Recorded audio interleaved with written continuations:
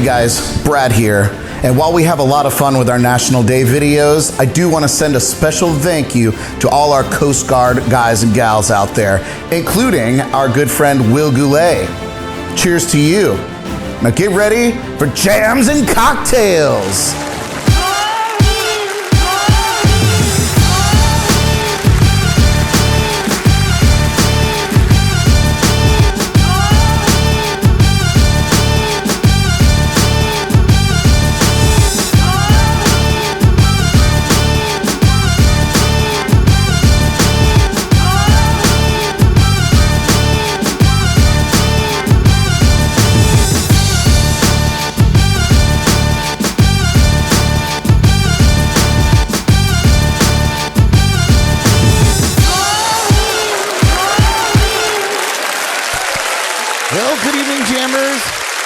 Welcome to the 81st episode of the Jams and Cocktails live podcast. I'm Brad Brock, and boy, do we have a show for you tonight. Do want to mention that it is National Coast Guard Day and National Chocolate Chip Cookie Day. So if you were cool enough to sign in early and see the beginning of the show, you'll have seen that cool video. Otherwise, you can see it on Facebook and TikTok and all those other fun places where content goes to live. You guys joining me in the Legendary JNC Lounge, as always, is the butter to my toast, Miss Jordan Taylor. Oh, hello. And the singing songstress of the piano world, the amazing Miss Summer Gill.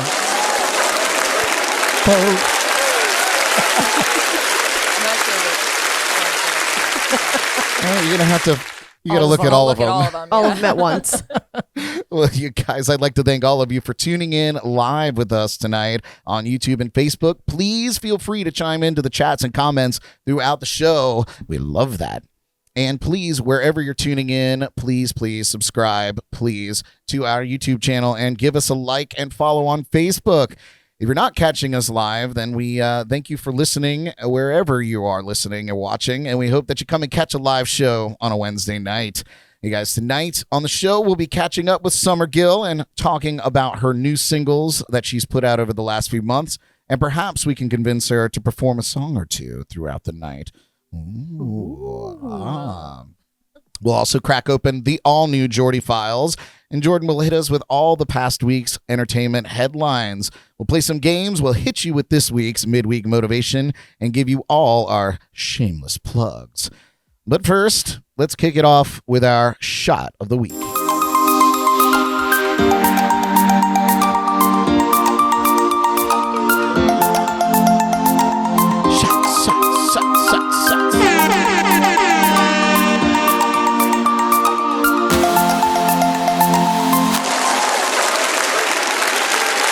So this shot was inspired by my time on the Johnny Ringo podcast this past week.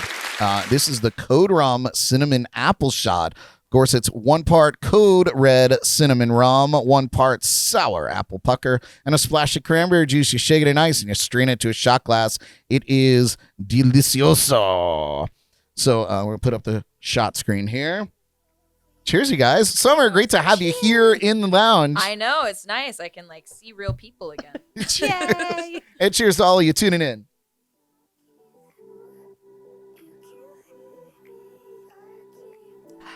Very delicious. Very good.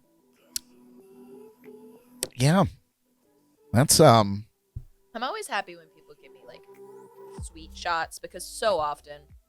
Granted, I don't do shots in general, by choice. People just hand them to me, and I'm like, right. Okay, I guess this is happening. It's shot time. Yeah, but whenever it's Jameson or just straight tequila, I have to breathe my way through not throwing up, and most of the time, I'm not successful. Yeah. We so I'm glad that we chose this one over the pickleback shots that we do sometimes. If it's a pickleback, I can... muscle better, through it. Yeah, I'm better at breathing my way out of it. There is a cutoff, though. I feel like you can't do more than 3 of them. Yeah. Oh my God, you're hardcore, man. I do one, and I'm like, well, I think I'm good night, forever. I honestly, though, I prefer. I'm a little bit of a little bitch. I prefer Coke backs because the sweet is a lot easier than the sweet and the bubbles than and the sour. Yeah, Yeah. I feel you. Yeah. I tell you what, though, man, picklebacks. on anything, Jameson, tequila, any kind of whiskey, I guess. Yeah.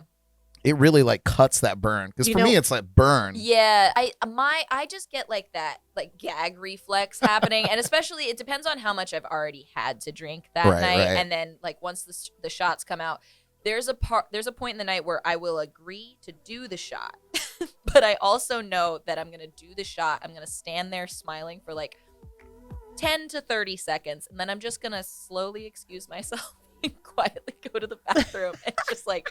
Dude, I'm done. I'm done. These days when I take shots, like I could feel it. Like I don't know about you guys, but I could. There's a whole like, when you made a horrible mistake, and like it just everything in your body's like, nah, this isn't. This isn't gonna go well. The only shot that I really do on purpose is Fernet, because I just like to haze my friends. So okay, well, I'll explain that. What is Fernet? Fernet is I hope that none of the bartenders that introduced me to it are listening to this, because I definitely am going to explain it wrong. But as far as I understand, it is an Italian aperitif. It's a liqueur. Okay. And it's a blend of Italian herbs and spices, and it tastes like dirt and mouthwash. So it's kind of like a chartreuse or it's a little something bit of like that. Yeah, it's a little bit of a chartreuse. Chartreuse is sweeter. I feel like chartreuse is sweeter and like more viscous than Fernet, but Fernet is like a darker it'll ruin your life. Great. They could get in line with everything else. Yeah, craft cocktail bartenders seem to love it. It's like the bartender's handshake is like a Miller High Life and a shot of Fernet. Wow. And that is I think I read that in chapter 3 of the Hipster Handbook. Yeah, exactly. That was chapter 3. Oh, you guys. Please join us each week for our shot of the week by visiting jncpodcast.com to see what we're planning. Of course, get everything that you need delivered to your door through our friends at Drizzly. Well, friends. Yay. She was our guest on episode 31. Wow. That was 50 episodes ago for us. 50 episodes. I can't stress that enough. 50. Almost exactly a year ago. Wild. Isn't that wild? Weird. You guys, we had a great time getting to know. Our friendiversary? I think it is our friendiversary. Did we just become best friends? I think we did. You guys, we are stoked to have her here in the lounge, in the flesh, in person, to talk about our new singles and everything else going on. Please welcome Miss Summer Gill.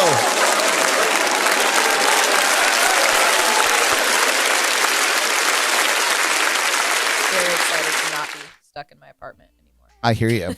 I'm glad to not be stuck in your apartment. Got that shot, got that 5G running through my veins. Yeah. Get the shot and the signal on your phone just goes through the roof. It's unbelievable. I know. My texts go through lightning fast now. Wow. Just hold it up to my arm and that's all I need. And it's good to go. Have you done the quarter trick? Does the quarter actually stick to your arm? I am not. I was really disappointed I'm not magnetic. I used every spoon in my house and it just, they all fell down. Well, don't fret, because I don't think that spoons are. I don't think that stainless steel is magnetic. Believe it or not. What about refrigerators? That might be. I don't know. I'm making shit up. You Get guys. those Super Duty magnets you have. She can try it. Dude, those things stick to anything. Yeah. I swear to God, I got these magnets off of. They must be made of moon rocks. I'm not sure exactly, but they literally. I think they stick to concrete. Yeah, it's unbelievable. They are wild. They'll find whatever to. So to they've cling also onto. gotten the vaccine. They have as well. They are charged. Well, why don't we knock a song out? Okay. And get these people warmed up so that then they could sit and listen to us ramble on about ramblings for a little while. That's good. Yeah. Oh my gosh. While she goes over there and gets sorted out, you guys, I'm super stoked because this is the first time, in fact, that somebody is actually sitting down to play our baby grand piano that we have here in the lounge. Make sure that thing's still on. Yeah, it's still on. Perfect. So on so many levels, I'm stoked that you're here to play the piano and that you're here in general. So, what song are you gonna play for us? I am actually deciding this right now because I come prepared. That's what's important. Me too. Definitely don't just fly by the seat of my pants. I think that's a saying. It is. It's not super clear on it, but I think that's a thing people say. And if it's not, they will now. This is a song that I actually wrote mid quarantine when I was sad, as so many of us were. It's not like recorded or released or anything yet, so I can't plug it in that regard. But the song is called "All That I Ever Wanted," and it's basically about my sitting inside. Perfect. Yeah. Summer Gill, you guys. Woo.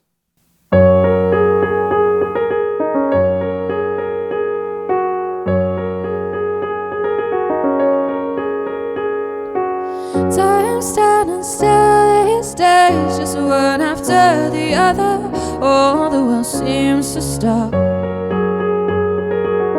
Life is a living haze, might as well add another. Maybe or maybe not. But all I see is a memory. What could have been and it's killing me. A shooting star is a falling dream of all that I ever wanted. And now hindsight is a friend of mine, and she comes to me all the time. Says, oh, it's better down the line with all that you ever wanted. I live in a fever dream, and I lost what it come to be. You know, the best but the worst for me, but it was all that I ever wanted.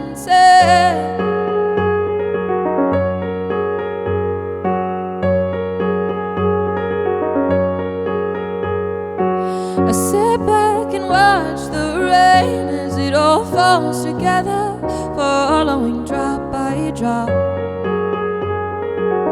The high was worth the pain to be two of a feather, then it all came to stop. But all I see is a memory. What could have been and it's killing me. Shooting star is a falling dream of all that I ever wanted. And now hindsight is a friend of mine, and she comes to me all the time. Says, oh, it's better down the line with all that you ever wanted. I live in a fever dream, and I lost what it come to be. You know, the best but the worst for me, but it was all that I ever wanted.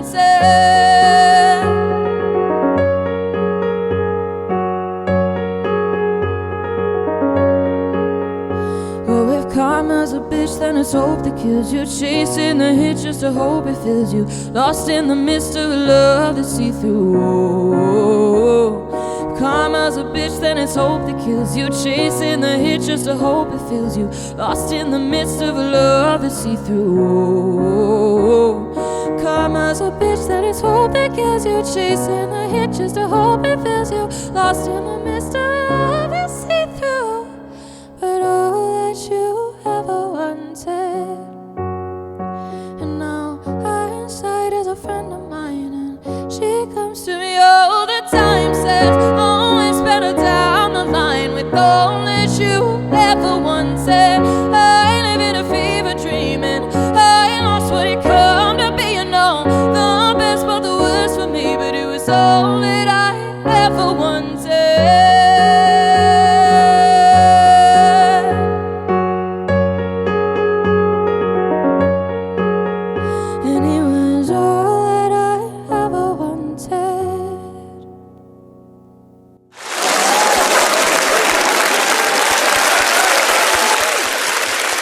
Now, before you come back over there, I just want to have you show off your goodies. So, you guys, wait a minute, don't take that the wrong way. So, yeah, it's a very conservative shirt. I've got so went full Canadian tuxedo today. Full there are holes in my pants, but denim on denim on denim. So, I always send our guests a little pre-interview, and there's a thing that's like any special requests, anything like that. And she came back and said, yes, I'd like a framed copy or a framed photograph of Queen Bee, Beyonce. So we made that happen, and a legitimate autograph as well. Got it signed. Got Met it up with signed. the Queen Bee. Yeah, we went and had lunch at Boathouse in Stewart. She loves that place. Incredible. And green M&Ms. Yeah. Those the ones. Are these? I do have to ask them because they're not like Don't. Don't ask. That's it. Cut the mic off. Okay. We're gonna have to go to a commercial break. So let me tell you a quick story about that. You can make the move back. You can come back and join us. But quick story about those. I went to Party City because I'm lazy basically, and I can't find myself to actually pick out the M&Ms. I'm above this. I forgot that I had done that. I So fully funny, forgot that I had like suggested that, and I was. Well, no, it's hilarious because Party City actually sells M&Ms packaged by color. Party City's amazing. If you need choreographed or color coordinated anything, go there. But it looked like the Candyman had just ransacked Party City. Everything was gone. Yeah. And so I was like, well, it's nothing or sixlets. And so sixlets it was. I appreciate your dedication to the cause. But much like everything here, Yeah. it's all just like a store brand is basically how we roll. Well, the thing is, like, I always make this joke of like, I just don't pay attention when I talk. It's just like whatever comes out that people will bring it up to me again, and I'm like, yeah, sure, checks out. I guess I said that. And so like when people are actually listening and like read what I've said, it's gone. Like it is out smooth brain. It's out of there. That's hilarious. So, Dude, it was a very happy surprise to see, good. see Beyonce. And especially because I get to take it home. You get to take it home. Gift. Jordan actually called me out on just before the show started, or not just before, but earlier this afternoon.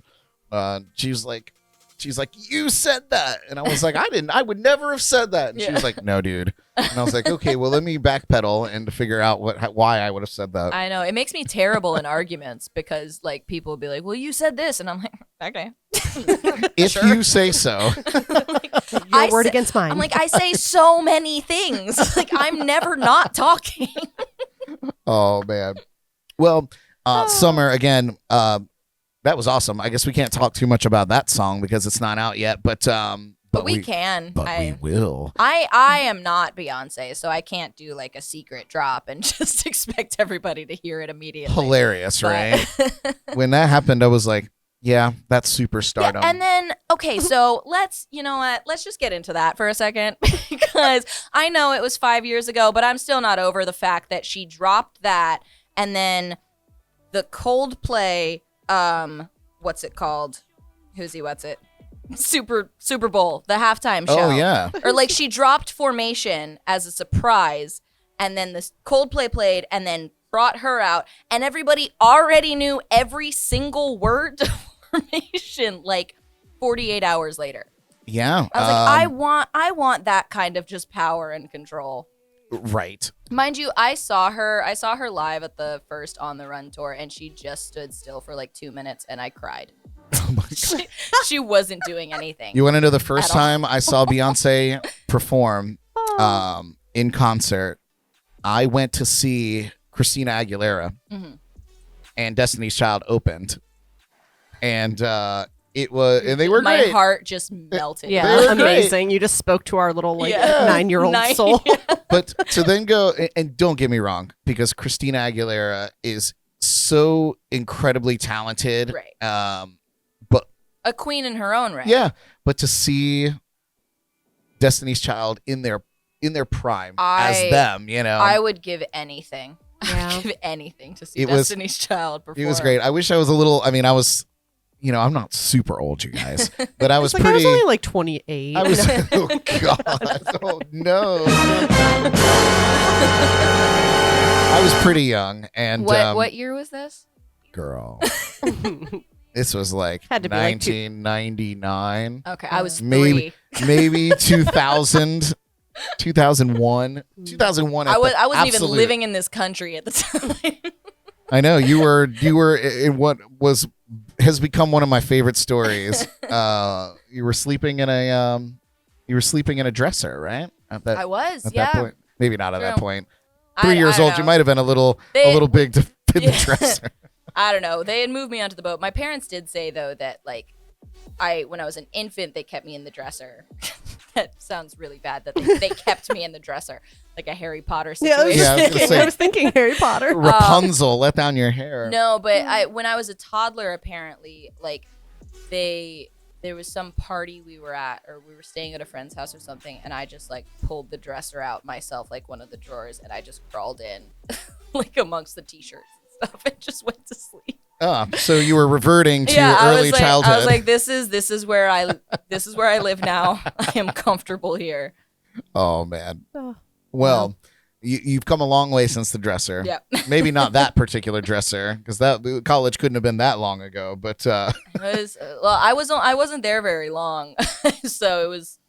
I graduated 5 years ago now. The same year I saw Beyonce.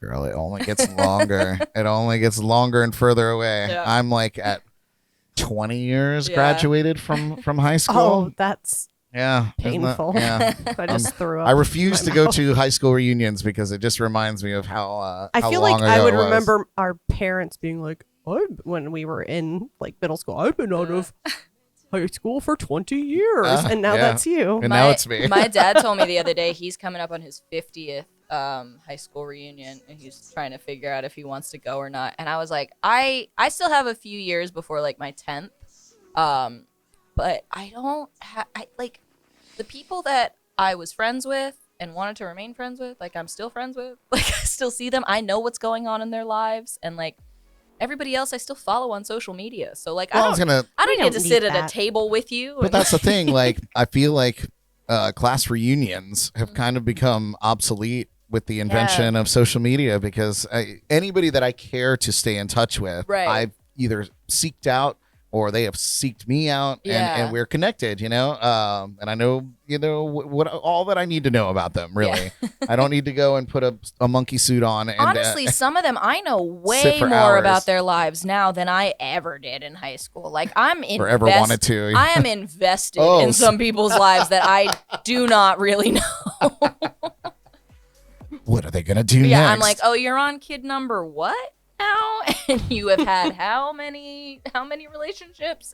Not gonna lie, I have seen some like high school ex-girlfriends Yeah. that have way more kids than I could even imagine myself having, and I was like, "Ooh, I feel like I might have dodged that bullet. dodge some bullets I might have there. dodged that bullet." My coworker was telling me that his mom or grandma had 17 kids, and her sister, the mom's sister, had 23 kids or Yeah. something. And I I was mean, like, what? Now, while I feel like that is exorbitant, That is a kid every single year of but- your whole life. but you have to Like, think about like how what year was that? You're talking about I don't a even grandma? care. I don't yet. The whole I think we need to move past the like they were a product of their time. Like I don't care. It's still fucked up. Yeah. Well, I like, mean, did you have one bathroom? Yeah, I'm like, why are you just wrap it with something, you know? whether they're fucked up or not, there is parts of their body that will never ever be the same. Like these people are why we are overpopulated. Yeah. It's true. As a planet Literally. now. It's true. I'm just like, you spent more than 80% of your life pregnant. Like, Wow. My I don't- my friend grew up Irish Catholic. She's half Irish, half Filipino. So her mom has like 13 siblings, I think, and then like her Irish side of the family obviously, has just a bunch of people in it. And she said to me the other day, like, I'm Irish, so they love Jesus and hate birth control. I was like, yeah, that seemed to be like most of like the 1800s through like, I don't know, the 70s maybe. It was a very long period of time, that's for sure. And then the Duggars just tried to start bringing it back, like just continuing. God, yeah. Or Octomom. Oh my yeah. God. And then we give them a show. give them a TV show. Let's do that.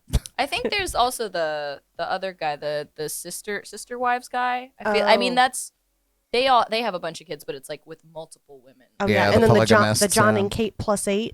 Oh yeah. Yeah. Remember when they were Oh yeah, I kind of Like actually a liked that show. I'm big not gonna part lie. of Until they got divorced and it ruined my whole life. John- Yeah, they got divorced and then it Yeah. became juicy. It was Yeah. good. John Gosselin tried so hard to like make Ed Hardy just be like the centerpiece of America. It's doing And great things. That's what we should really hate him for. Yeah. Not the being a terrible father part. Right. just The Ed Hardy. The Ed Hardy. I have to admit, I did have some Ed Hardy cologne. I never wore any Ed that's Hardy, fine. but I mean, did wear It's better. the It's better cologne. than having the shirt. Yeah, I was gonna say that. I never did the or the shirts. pants. The pants were really bad. Yeah, Oh, I didn't even know he made pants. Yeah, lots of rhinestones on the butt. yeah. It's like Yeah. the Affliction collection. Yeah. I feel like that might be better. I feel like Affliction's maybe. even better. I feel. I mean, I wasn't even like a full human when Ed Hardy was like popular, but Well, keep sending me under that bus, Summer. but I still feel personally victimized by Ed Hardy. I mean, that's like that's the point that I'm trying to make is like I could not live my life as an independent person, but I still knew that Ed Hardy was disgusting as a concept. It's funny. So our friend Ashley chimed in on Facebook, tuning in live with us tonight. She said, "My wedding shoes were Ed Hardy!" Exclamation! no. Exclamation! I don't know. Maybe he's in the 21st century. Can coming around. you send pictures on the Yeah, comments? we need we photos we need of the to see shoes. these. All right, these Ashley. Ed Hardy If you shoes. if you can Ashley, if I'm you sure could- you're very nice, but I will roast you so hard. if you Facebook message me the shoes, I could put them up, Ashley. Anyway, while she does that, we move on from Ed Hardy, for God's sake. I would love to dive into these new singles because you've put out a tremendous amount of music. 5 songs in total, 4 that are yours. Oh yeah, and then yeah, 5. and then No, one you're you right. did as I a can't as a count. collab. I got you, smooth Yeah. brain. I got you. He knows how many songs you've done. I told you I don't pay attention to myself. So let's talk about the very first. What happened to my screen? It's telling me my phone's in airplane mode. Okay. Thank you, phone. Man, you're doing great things over there, mate. Always listening. Yep. Okay. Yeah, that was creepy. Thank you, Siri. Thank you. Love you, girl. Appreciate you. So let's talk about the very first song that you put out post-pandemic. Mhm. Let's talk about Heartbeats. We if you tuned in earlier, you guys, you heard it in its entirety, or at least a little bit of it. Yeah. During the countdown, but super cool song, and it was so like I've been listening to Romancing the Stone, The Throne. the Throne. I'm sorry, I always The think of Stones, the movie. the movie. You're right. I've been listening to that, and then of course Stormy Weather, which has one of my favorite tunes on it. I still haven't I've- seen on- Romancing the Stone, by the way. I said that Still? last time. Yeah, I said that last time I was on here. Come and I still on. haven't watched it. Let me ruin it for you. Okay. Yeah. So the Stone. Spoiler. Wait, we got to say spoiler alert for anyone else who's in Spoiler alert. Yeah. Yeah. For the skippers. If you want to watch Romancing the Stone. Not So have it basically, ruined. they're in a nutshell, they're trying to find this stone Uh-huh. as this priceless stone, and it ends up in the belly of some sort of alligator or crocodile. And the end of the movie, he shows up wearing crocodile boots with the stone. And roll credits. That feels like a lie, but I really want to believe that it's real. So I guess you're just gonna have to watch it. Let it happen. I guess you're just gonna have to watch it. I've watched weirder movies on purpose, so including Velocipaster. We can get into that Oh later. my Didn't we gosh. started that? She It was told painful. I me. was like, I'm sorry. We She have told to. me to turn it off straight away. I can't anymore. I'm sorry. I'm trying. The trick is being just a little stony baloney. I think Romancing, I'm stunned. That's where, yeah, I think that's where we messed up. Yeah, not enough Yeah. baloney and stony. So tell us about Heartbeats. Tell us about working with the guys from Raincat. We had them on as a guest. Yeah. I guess probably close to 50 weeks ago as well. And maybe not quite that many, but we got to talk a little bit about the process Yeah. and of course the music video. So shoot. So, I've been working with Raincat since I was 17. So So, you know, they're my go-to guys for everything. They're like older brothers to me, mainly because they also just listen to me ramble. But let's see, I started Heartbeats. I wrote it like end of 2018. And you know, it's kind of just your typical like crush song. Like you're starting to develop feelings for somebody and you're a little scared to sort of dive into that because you don't want to get hurt. Like hence the tagline, I'm afraid of heartbeats. Not the rhythm, it's the rest. Not to like unpack every part of that, but you know, you just don't want to get hurt. So I started recording that with them end of 2019, and then we were doing it through let's see, I guess the beginning of 2020, still working on it. And then in February, actually, one of my close friends, the one I was talking about who gave me the quarter earlier, I was talking about, he actually passed away very suddenly, and that kind of like threw me for a loop. Wait. The quarter guy. Yeah, the quarter guy. Oh, yeah, come on, Summer. I know. So, but that definitely like turned everything on its head for me, and that was like mid-February that happened. And so I remember texting Brian because I had a couple of dates booked with them, and I was just like, hey, I need just some time to sort of reassess. And then like a month later, the world ended. So yeah. So it was just like, you know, tragedy after tragedy happening. So that was tabled for like almost the entire year. I don't think I had like a lot of anxiety with, as you know, like I wouldn't come into the studio, like I wouldn't be around anybody that wasn't my parents, or like, you know, the people that I also knew exactly where they were going what they were doing. So I think we started that up again in October, I want to say. And then, the whole process, I think we finished it in like February. So released that in March, and we did a music video for it. And that was super fun. Brian in the last couple of years has gotten really good with videography, and, you know, he directed it. We went to Jensen Causeway, and I got my pants very wet. I was gonna say, slogging around in wet jeans. His one adjective for that entire experience was wet. Yeah. That was it. It was very damp. It was very sweaty that day. But we got it done, and I was really proud of it. I think my favorite review that I got was my friend commented on the YouTube video, and she said, "This is beautiful. This is so raw and real, and you're cleaning the river." I mean, such a good message to it. Did you actually find the clock in the river, or did you place it there and then retrieve it? I found the clock on Space Papa Bezos's website. Space Papa. That's so cute. We need T-shirts that say that. You know, as much as we all hate him, he does run our lives. No kidding.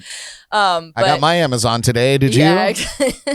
Yeah. But no, I got the clock on Amazon, and I got we were just talking about Party City, that the balloon. Yeah. I got that at Party City also. No kidding. Yeah. These are all things that you guys are going to get to see very soon, because we're going to feature the video. Yeah.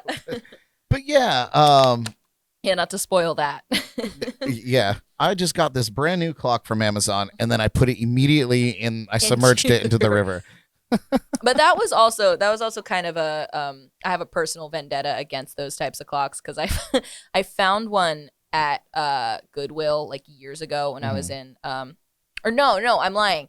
When I was like a super nerd, so yesterday.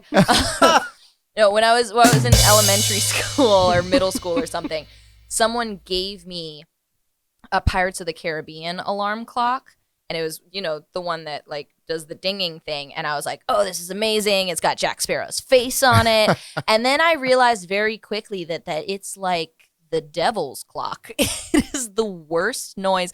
As triggering as the iPhone alarm can be, like that dinging is a million times worse. I feel, because like sounds like that, I feel like, I don't know, like cell phone alarms, like there's some sort of like, I mean, I guess there are some that are alarming, but I like to choose ones that kind of lull me into like a wake. the little marimba thing. Yes, you're exactly right. See, I never do that because I'll just incorporate it into my dream and then won't wake up. Yeah. That's this one Same. right Yeah. here, man. She must have 13 snoozes on 3. hers.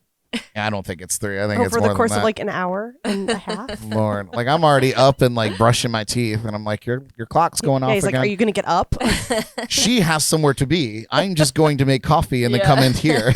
So, but there's something to be said about that. Just Yeah, it's It's- just very jarring. and that it's not digital at all. Like Yeah. that, it's something is really making sound in your actual Right. like And the- vicinity. I remember a few times just not being conscious enough to like remember how to turn it off, or something would happen that I couldn't figure out how to turn it off, so I would just have to like stuff it into couch cushions like, That's the worst. until it sort of played itself out. I've done that with new cell phones, or like I've switched brands. Like when I Yeah. switched to iPhone for one generation, it was the worst. I Yeah. couldn't figure out how to do anything. I was like, nope, this is not my it's not my gear.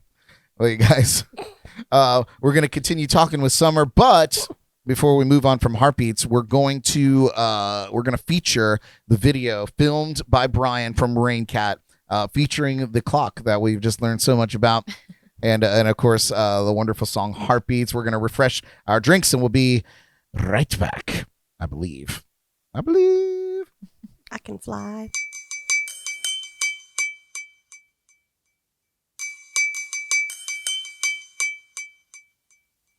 I'm afraid of heartbeats,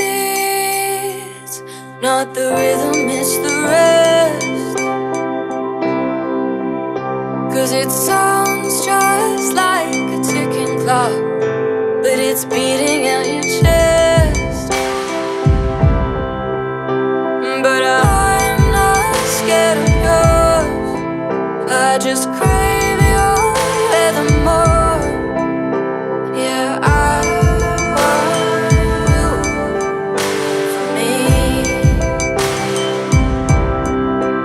Oh, and I wanna know every part of your soul, all the stories you tell me until we grow old. Oh, and I wanna be the wind in your sails. I will cure all that ails you, fix all that fails you.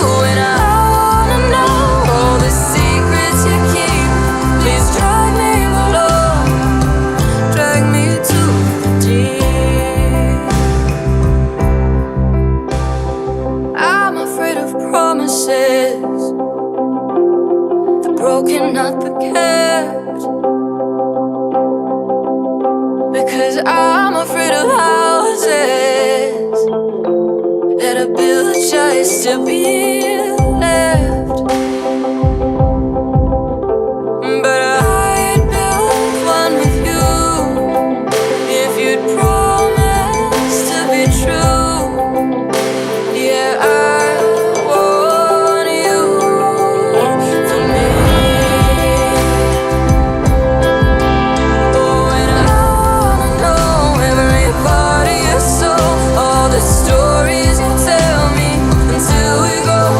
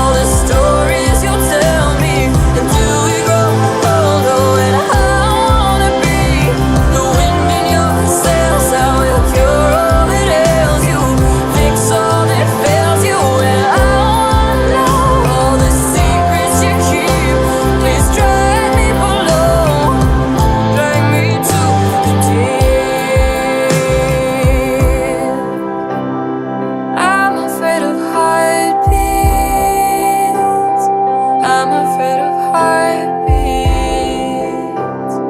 I'm afraid of heartbeats. I'm afraid of heartbeats.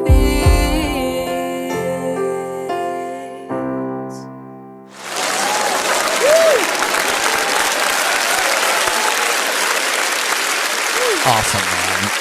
Thank you. So I have to ask. Yeah. Do you still have the clock? I might have thrown it away. I'm not sure, but actually, no, I'm lying. I think it might be in my car, just because I left everything in my car, and I am just a trash human that doesn't throw anything away. I'm basically a raccoon with more complex emotions. Oh my god. Priceless memorabilia. Yeah. You could find it in some It'd be worth Summer's tens of dollars one day. Tens of of dollars. But no, it might still be in my car. I'm not sure if I tossed it or not. I gave the birdhouse. real tiny house that I definitely found that definitely wasn't a birdhouse. Oh jeez. I think I donated that to Goodwill because it was just taking up space in my life. That's good.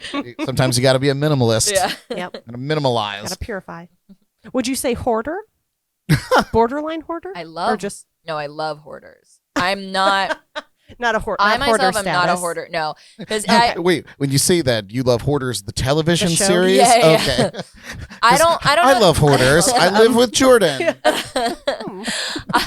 I don't know that I've ever met a hoarder in real life, or I'm sure I have, but I didn't know they were a hoarder. You haven't been to a hoarder house. No, I haven't been to a hoarder house, but I love the TV show because I realized a couple years ago that I love like before and afters. Yeah. And so like Hoarders, my Satisfying. 600-pound life. Mhm. Yep. Like all of those I used to love what's it called? Extreme Makeover Home Edition. Yep, yep. All of those before and after things.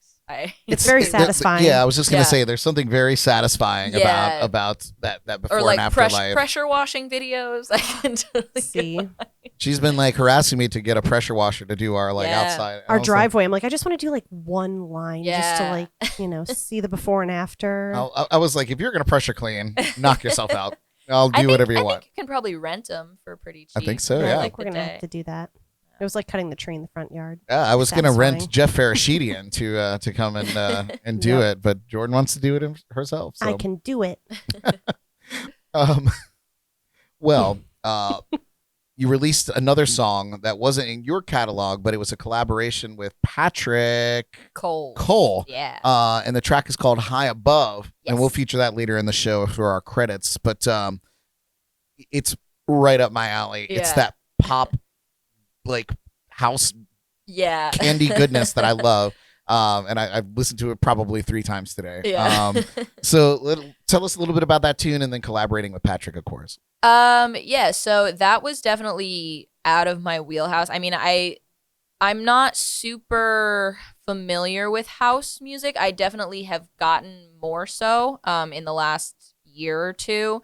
Because I feel like I was kind of averse to it for a while because I thought it was just like dubstep and like just sounds and like robots making love. I thought that was kind of what it all was. But the more I've listened to it, and like the more I definitely have a bigger appreciation for it, and I listen to it a lot now, and especially like the more pop side of it. Sure. Yeah. And it's definitely been integrated into top 40 stuff Big more time. and more. So Patrick and I actually went to high school together. We didn't I knew of him. He was in band and I was in choir, so like I knew he was a person, but I didn't really know him. I actually knew his grandmother. Stranger things have happened. Yeah, exactly. Because I worked at a nursing home and she was the receptionist there. So like I saw his grandmother every weekend for like 6 years. My goodness. But so he reached out to me probably in like January or February. I was like, hey, I have this track. I need vocals on it. I don't sing. I want female vocals on it. I don't write lyrics. So it's produced and everything. But I want to collab with you on this. So he sent me over the track. It was in whatever form it was then. And then he continued to make improvements and changes to it. And then because whenever I write for myself, it's usually like I'll get some sort of word or phrase running through my head, and then I'll write the melody, write some words, and then I'll write like the music with it, because I'm a singer first. So I've never been a person to do like music and then find something to fit with it. Right. So it was weird for me to have the music already there as like a set thing. So I asked him, tell me what parts you want vocals in. Would you say that it made you uncomfortable to get into that, or it was an uncomfortable situation? It wasn't uncomfortable. It was just unfamiliar. Like it was a good challenge. I only say that because that's my midweek motivation. Oh, okay. Being comfortable with being uncomfortable. Yeah. So, damn it! I was trying to tie that in.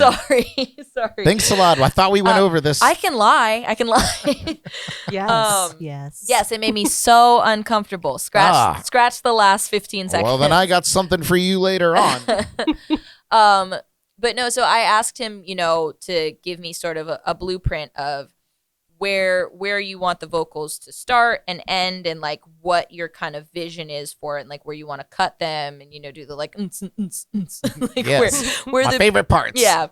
So that was cool, and he did that, and then we had a couple of Zoom meetings. I wrote the lyrics and would sing them to him. I would send him voice memos of just like, playing it on my laptop and singing over it. And and then we recorded the vocals at Raincat, and he cut them all together, and it came out like super dope. So I think it passed 65,000 plays yesterday. Amazing. So I was... The production's incredible. It's really, really well done. Yeah, it's a really well-crafted insanely song. Talented. Yeah, he's really, really good. Yeah. Oh, it's so good. I want to listen to it again.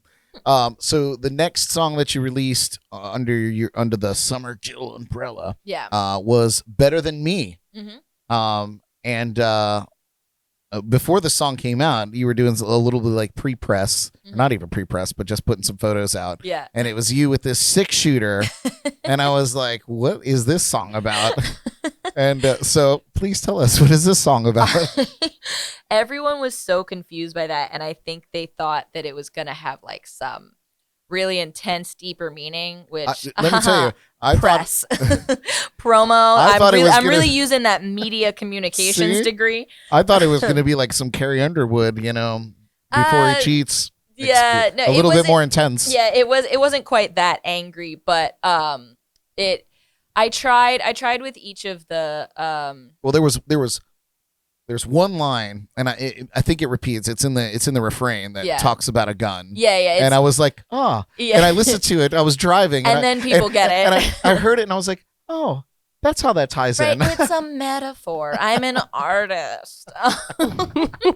So, no, the first line of the song, and then like the first line of the second verse too, is like, please don't put this gun in my hand. That's it. And yeah, it's about a breakup.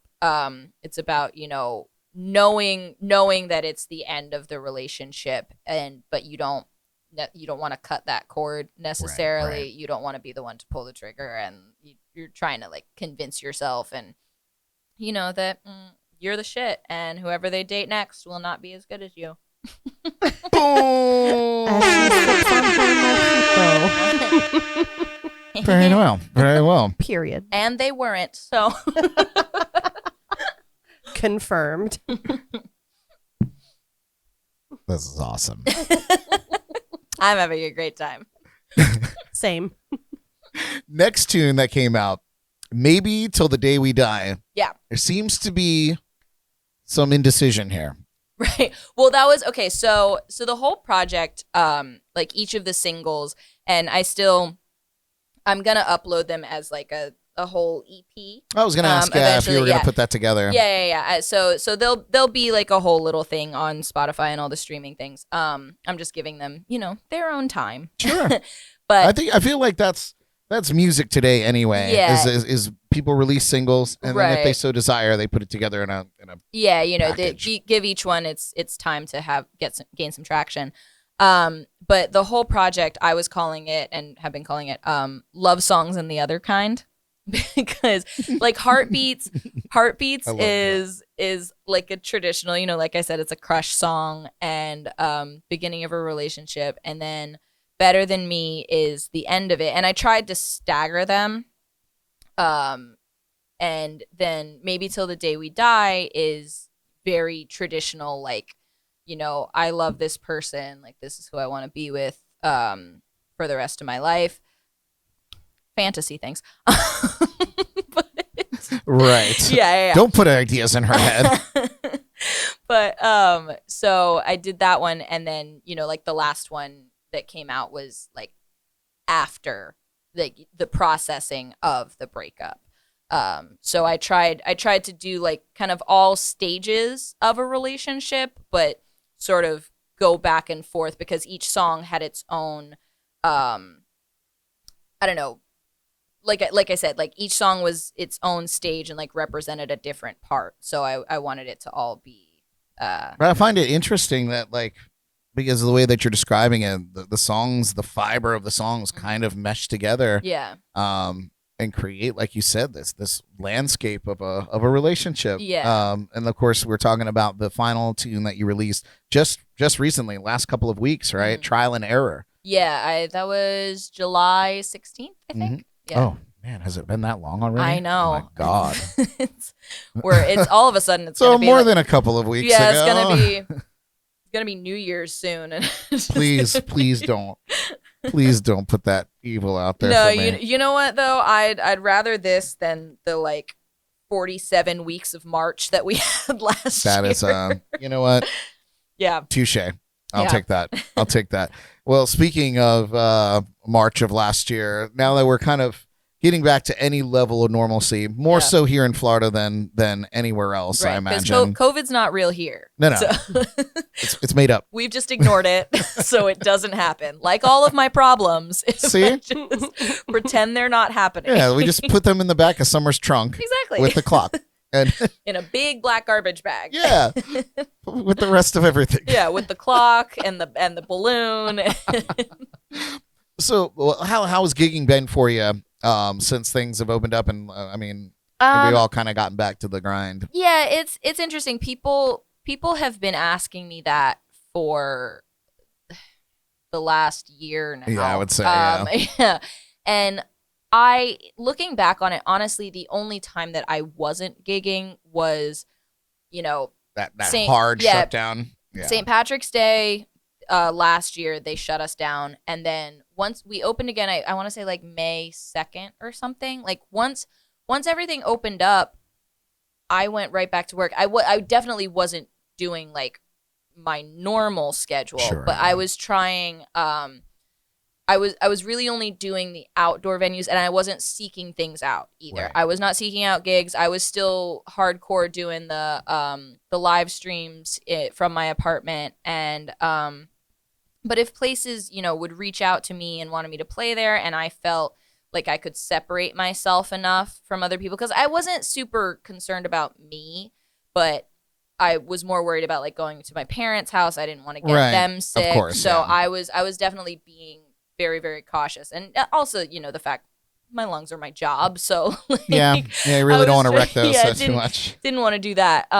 But yeah, I definitely got back into it pretty much as soon as everything opened up. And it was nice, but it was also kind of terrifying at the same time, because like we didn't know what was going on. We didn't know when like a vaccine was gonna come out. Right. and people, like, there were some people that were being safe, and then there were some people that were coming up to me and still talking like right in my face, and I was like, I didn't want you to do this before the pandemic. like my immune system was not that great. Like I was sick a lot. Yeah. So it was, I probably March through like honestly September, October time, I was playing when I could. There were some weeks that were busier than others, but then come fall, I got back into my my normal routine, and it was definitely a mental thing for me that like I lived alone, and I still live alone because I don't like roommates.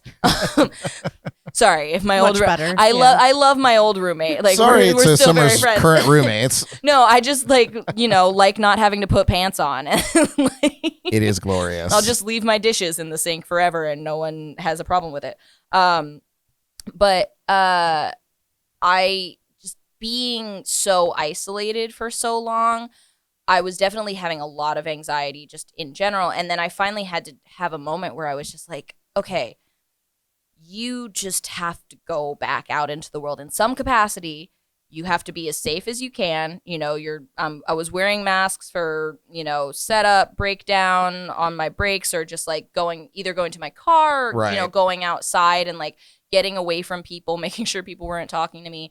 And it finally just got to a point where I was like, I have to just live my life. Like I can't be a slave to my anxiety about this anymore. Yeah. I feel like that story is a lot of people's story. Yeah, and it sucks because like I know we're not out of it, and like the Delta variant and everything is coming out. I mean, I feel better because I'm vaccinated. Most of the people that I interact with, I know are vaccinated. My parents are, but I don't want to act like it's over. But I also am just like, I can't shut down again. Yeah. Like my building just told us to be wearing masks inside again, and I'm like, I don't want to. Yeah, I'll do it, but I it's don't one of those want things, it. I went through all of the waiting and it's the gonna shots. come and go in waves, just Yeah. just like anything, not to say that it's gonna be as normal as the regular flu, Right. but if it is something that becomes seasonal, Yeah. that's what we gotta do. Like that's Exactly, life yeah. now. But hopefully it won't come to that. Yeah. Yeah, well, that's good. I mean, I'm glad that we were very fortunate here in Florida as entertainers, for better or for worse, for everything else Right. in our little world. Yeah, we were fortunate to be able to go right back to our jobs Yeah. being entertainers. Yeah. Most of my friends in Vegas have just begun getting back into their lives, and in other places, New York, anywhere that was very, very strict on their lockdowns. Well, I would say too, it was kind of a double-edged sword. I mean, morally for me too, like, and that's what I mean when I say that I wasn't seeking gigs out, because we were getting warned about, you don't want to have crowds, like you don't want people Right. congregating, and I was like, okay, well, I want people to be at my gigs, but do I promote this? Like I need. That was a conundrum. Yeah, I was like, I need to make money, but I also like don't want people to die. Yeah. So it was very, very frustrating. Like it is. It was all of last year. waters to navigate in this Yeah. whole thing, really, especially for us, where the biggest part of our job is to say, Yeah. come see me. Yeah, but- and people, like yes, we were very lucky in that we got to go back to work, but it was also like, are people gonna hate me for like Right. doing this? Like, am I part of the problem? Because like I have to make money. Yeah. but And this is what I do. luckily now we're kind of a year deep. Yeah. That wasn't the case, and I think Yeah, I think most people, in fact, really enjoyed us coming back out and giving them some Mhm. sort of sense of normalcy. And most of the venues were very cool in making sure that we were in a place set away from people. You still have people Yeah, that come for up and do, sure. like you said, mouth breathe in your face. Yeah. But for the most part, at least the places that I play, I'm pretty up and set away from most people. Yeah. And it gives you a great excuse to fuck off after your set, Right. and go hide, exactly. and be like, but well, that's good. I asked you this off camera, but you're still living down in Palm Beach, right? Yes. You said you're in this. You had to move from that one spot, but now Yeah, you're I like was- right I was- above Dreyfus, and I loved my old apartment so much. It was a great little spot. And it was a great like baby's first apartment, because when I left FSU when I graduated in 2016, I moved back down here, and I was living with my parents for about a year, And, you know, I had a couple of different jobs on top of music. And then I moved in with one of my best friends. We lived together in Stewart for a year. And then I started just hanging out in Palm Beach more. And I made a lot of friends down there. And, you know, the money was really good with gigs down there. And I really love West Palm in general. It's really beautiful. I also just love being rich people adjacent. It's really fun to Helpful. Yeah, it's fun to observe. Good for your network. Yeah, yeah. And to observe. But, yeah, I mean, my network, yes, but also just to like I love going out to Palm Beach Island, and sitting at the bar, and just listening to all of these like hedge fund managers talking around me, and I'm like, your job's not real. Oh man, but you got to take notes, like, and then send them to me. No, yeah, but yeah, so my old apartment, it was great. It was a little studio, right kind of in the heart of downtown, but it was like the financial area of downtown, so it wasn't like right on Clematis, like very loud and crazy. Off the strip, if you will. Yeah. But it also, I think last year, as much as I loved my landlord, like last year kind of made me realize that I needed just a little more space. Sure. Because I was like, I'm in these four walls and I can't even like, it's just one. My bedroom is my kitchen. My kitchen is my bathroom. Yeah. My bathroom is my living room. I need to at least be able to close some doors between everything. So yeah, I found an apartment that it's a 1-1. So me and the guinea pigs are very happy there. And it's nice because I'm on the like a really high up floor, and I can see the ocean. I can see all the way to Riviera Beach. I can see all the way to Lake Worth. Great vantage point. Yeah, it's kind of perfect. Like I wake up every day, and can look at the ocean, flip off Mar-a-Lago. See, there you go. All things covered. Nice. Everything you need. Everything you need. Right That's there. awesome. In an Well, At your apartment. balcony. Yeah, exactly. well, that's great, man. I'm glad that you got a little more space, and I Yeah. feel like that's progress. Yeah, for sure. That's And progress. I'm still very close to, because I have a lot of venues that I play in downtown West Palm. So like I'm maybe 4 minutes. Helpful. Yeah, My like God. if I start at 6, I leave my apartment at 5:25. Amazing. Yeah. Well, Yeah. I do want to say That's that on June 20th, or not June 23rd, that's my sister's birthday. Happy birthday. Happy birthday. On August 23rd, which is coming up in just a couple of weeks, I'll be warming up the crowd for you at Blue Point. Oh, really? Yeah, I'm doing yeah. the 12 to 3, Okay. and then Summer will be taking over from 3:30 on. Is that random Monday that I'm playing? It's that random Monday that you're playing. Yeah. It's not so random for me. I've managed to find myself there every other Monday because I play at the Square Grouper just up the street there on the same Monday night. Okay. So I go and I play 12 to 3 at Blue Point. He has Yeah. a rough I go- Monday routine. Yeah. I go to Twisted Tuna. I fill up on oysters. Uh-huh. And then I go and play at Square Grouper just up the street The there. struggle. It's amazing. So, but yeah, we'll be there at the same Yeah. time on that random Because Monday. I'm usually there. Mike has had me there like 12 to 3 on Tuesdays. Like every other Tuesday. And that was one of the first places. So like shout out to Mike Beg. I've never had to say it out loud. Begleiter. Beg later. Beglighter. Beg lighter. Beglighter. I'm not sure. Shout out to Mike. Mike B. Mike from the Connected. Yeah, because that was one of the first gigs that I started playing again. Like once everything opened up. And that's another perfect case. Like you're Yeah. up away Yeah, from yeah, everybody. You have your absolutely. own space to do your thing. Yeah, That's awesome. I was definitely nervous that first one because like because they're outdoors, like they were allowed to have 100% capacity, and I remember Right. seeing And they were Martin County. yeah, So, and like, and they were so there were just no gloves were rules. off. But I remember because I was playing there on like a Sunday, and I had seen video of the Saturday night before, and everyone was like partying really hard there, and I was like freaking out. Don't touch any surfaces. Yeah, I was like, don't nobody breathe around me. Even though it was completely outside and like obvious, but yeah, no, that place has been really good to me, and I've been there, twice a month for the last year and however many I would months say now. at least for a few months for me, but almost a year. it's a and great half now. spot. And if you're on the stage closest to the parking lot. Yeah. That view is gorgeous just view. on another planet.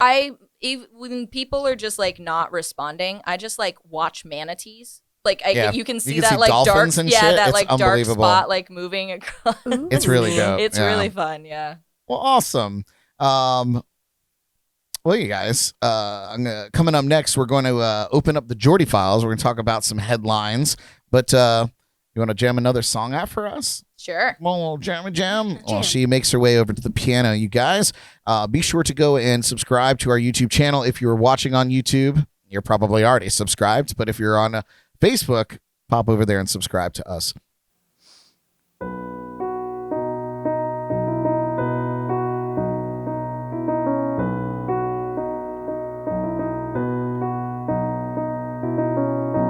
Dark days with blue skies, it was killing me with bedroom eyes, and I lost my mind, loving a man on the borderline.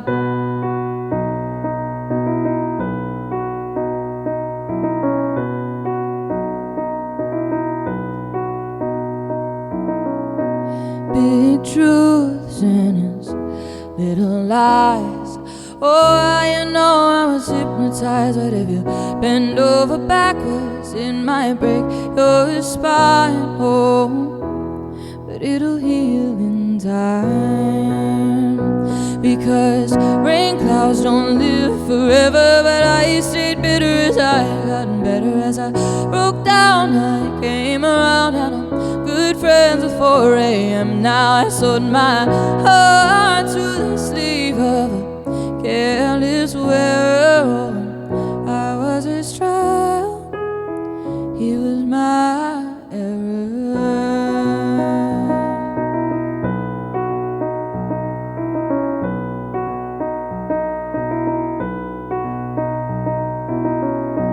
Warm days, rolling cold nights, I lived in the dark waiting for the light. I went 2 rounds, held tight, holding to something that wasn't right. And if you live in your daydream, you might lose your mind. Oh, but you will come to find, oh, that rain clouds don't live forever. But I stayed bitter as I gotten better. As I broke down, I came around, and I'm good friends at 4 a.m. Now I sold my heart to the sleeve of a careless will. When I was his trial, he was my error.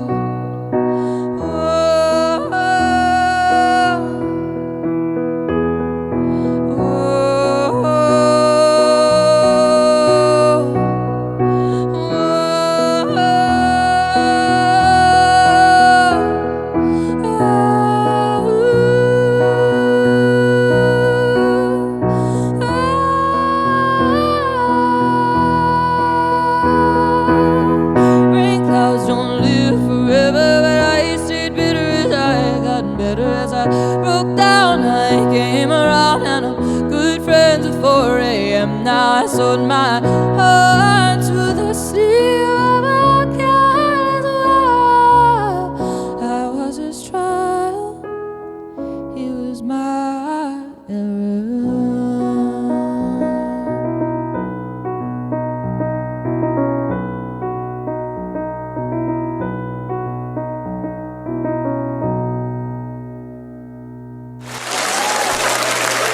Thank you.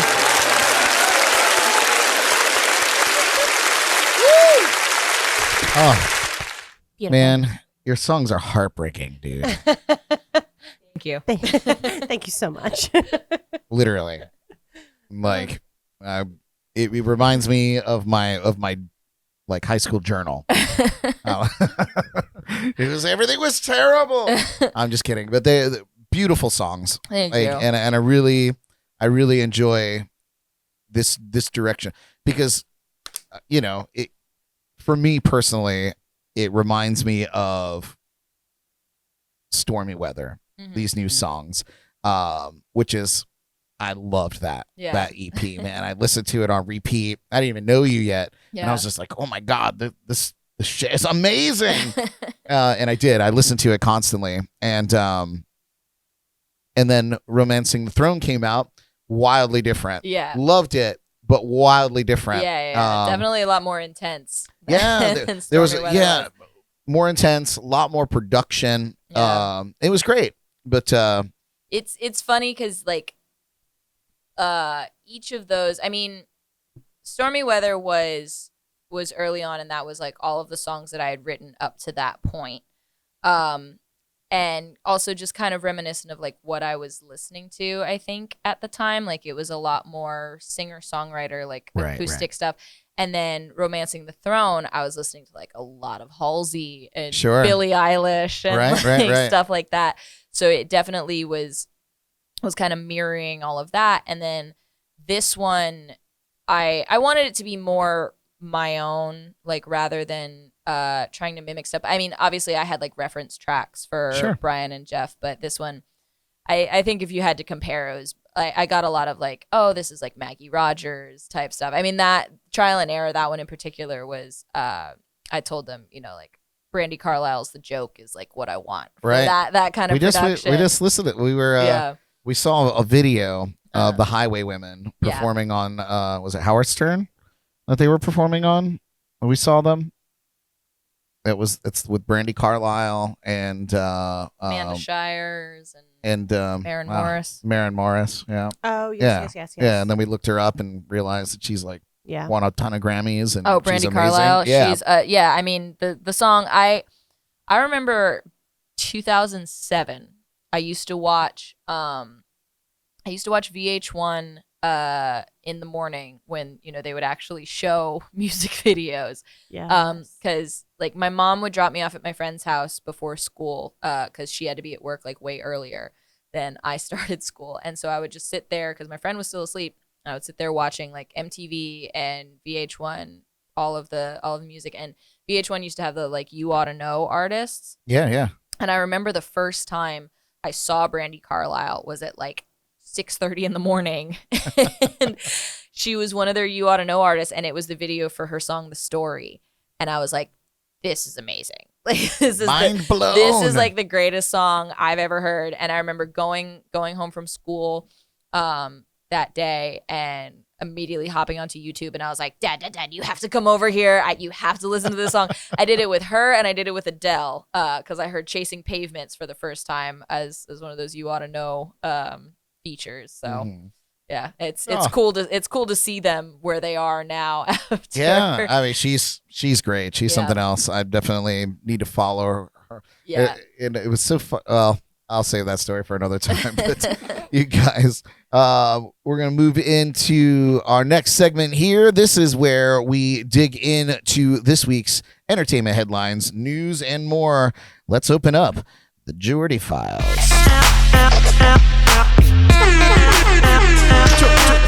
We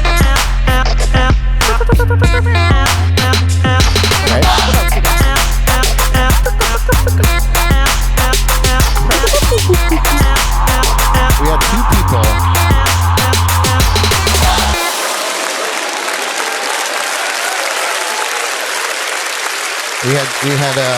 We had two people that had really good intros for you. The first one was Christine Baird. And she did some beatboxing. Oh yeah. And then of course we had Flint Blade, who did some beatboxing and DJing over that, which was awesome.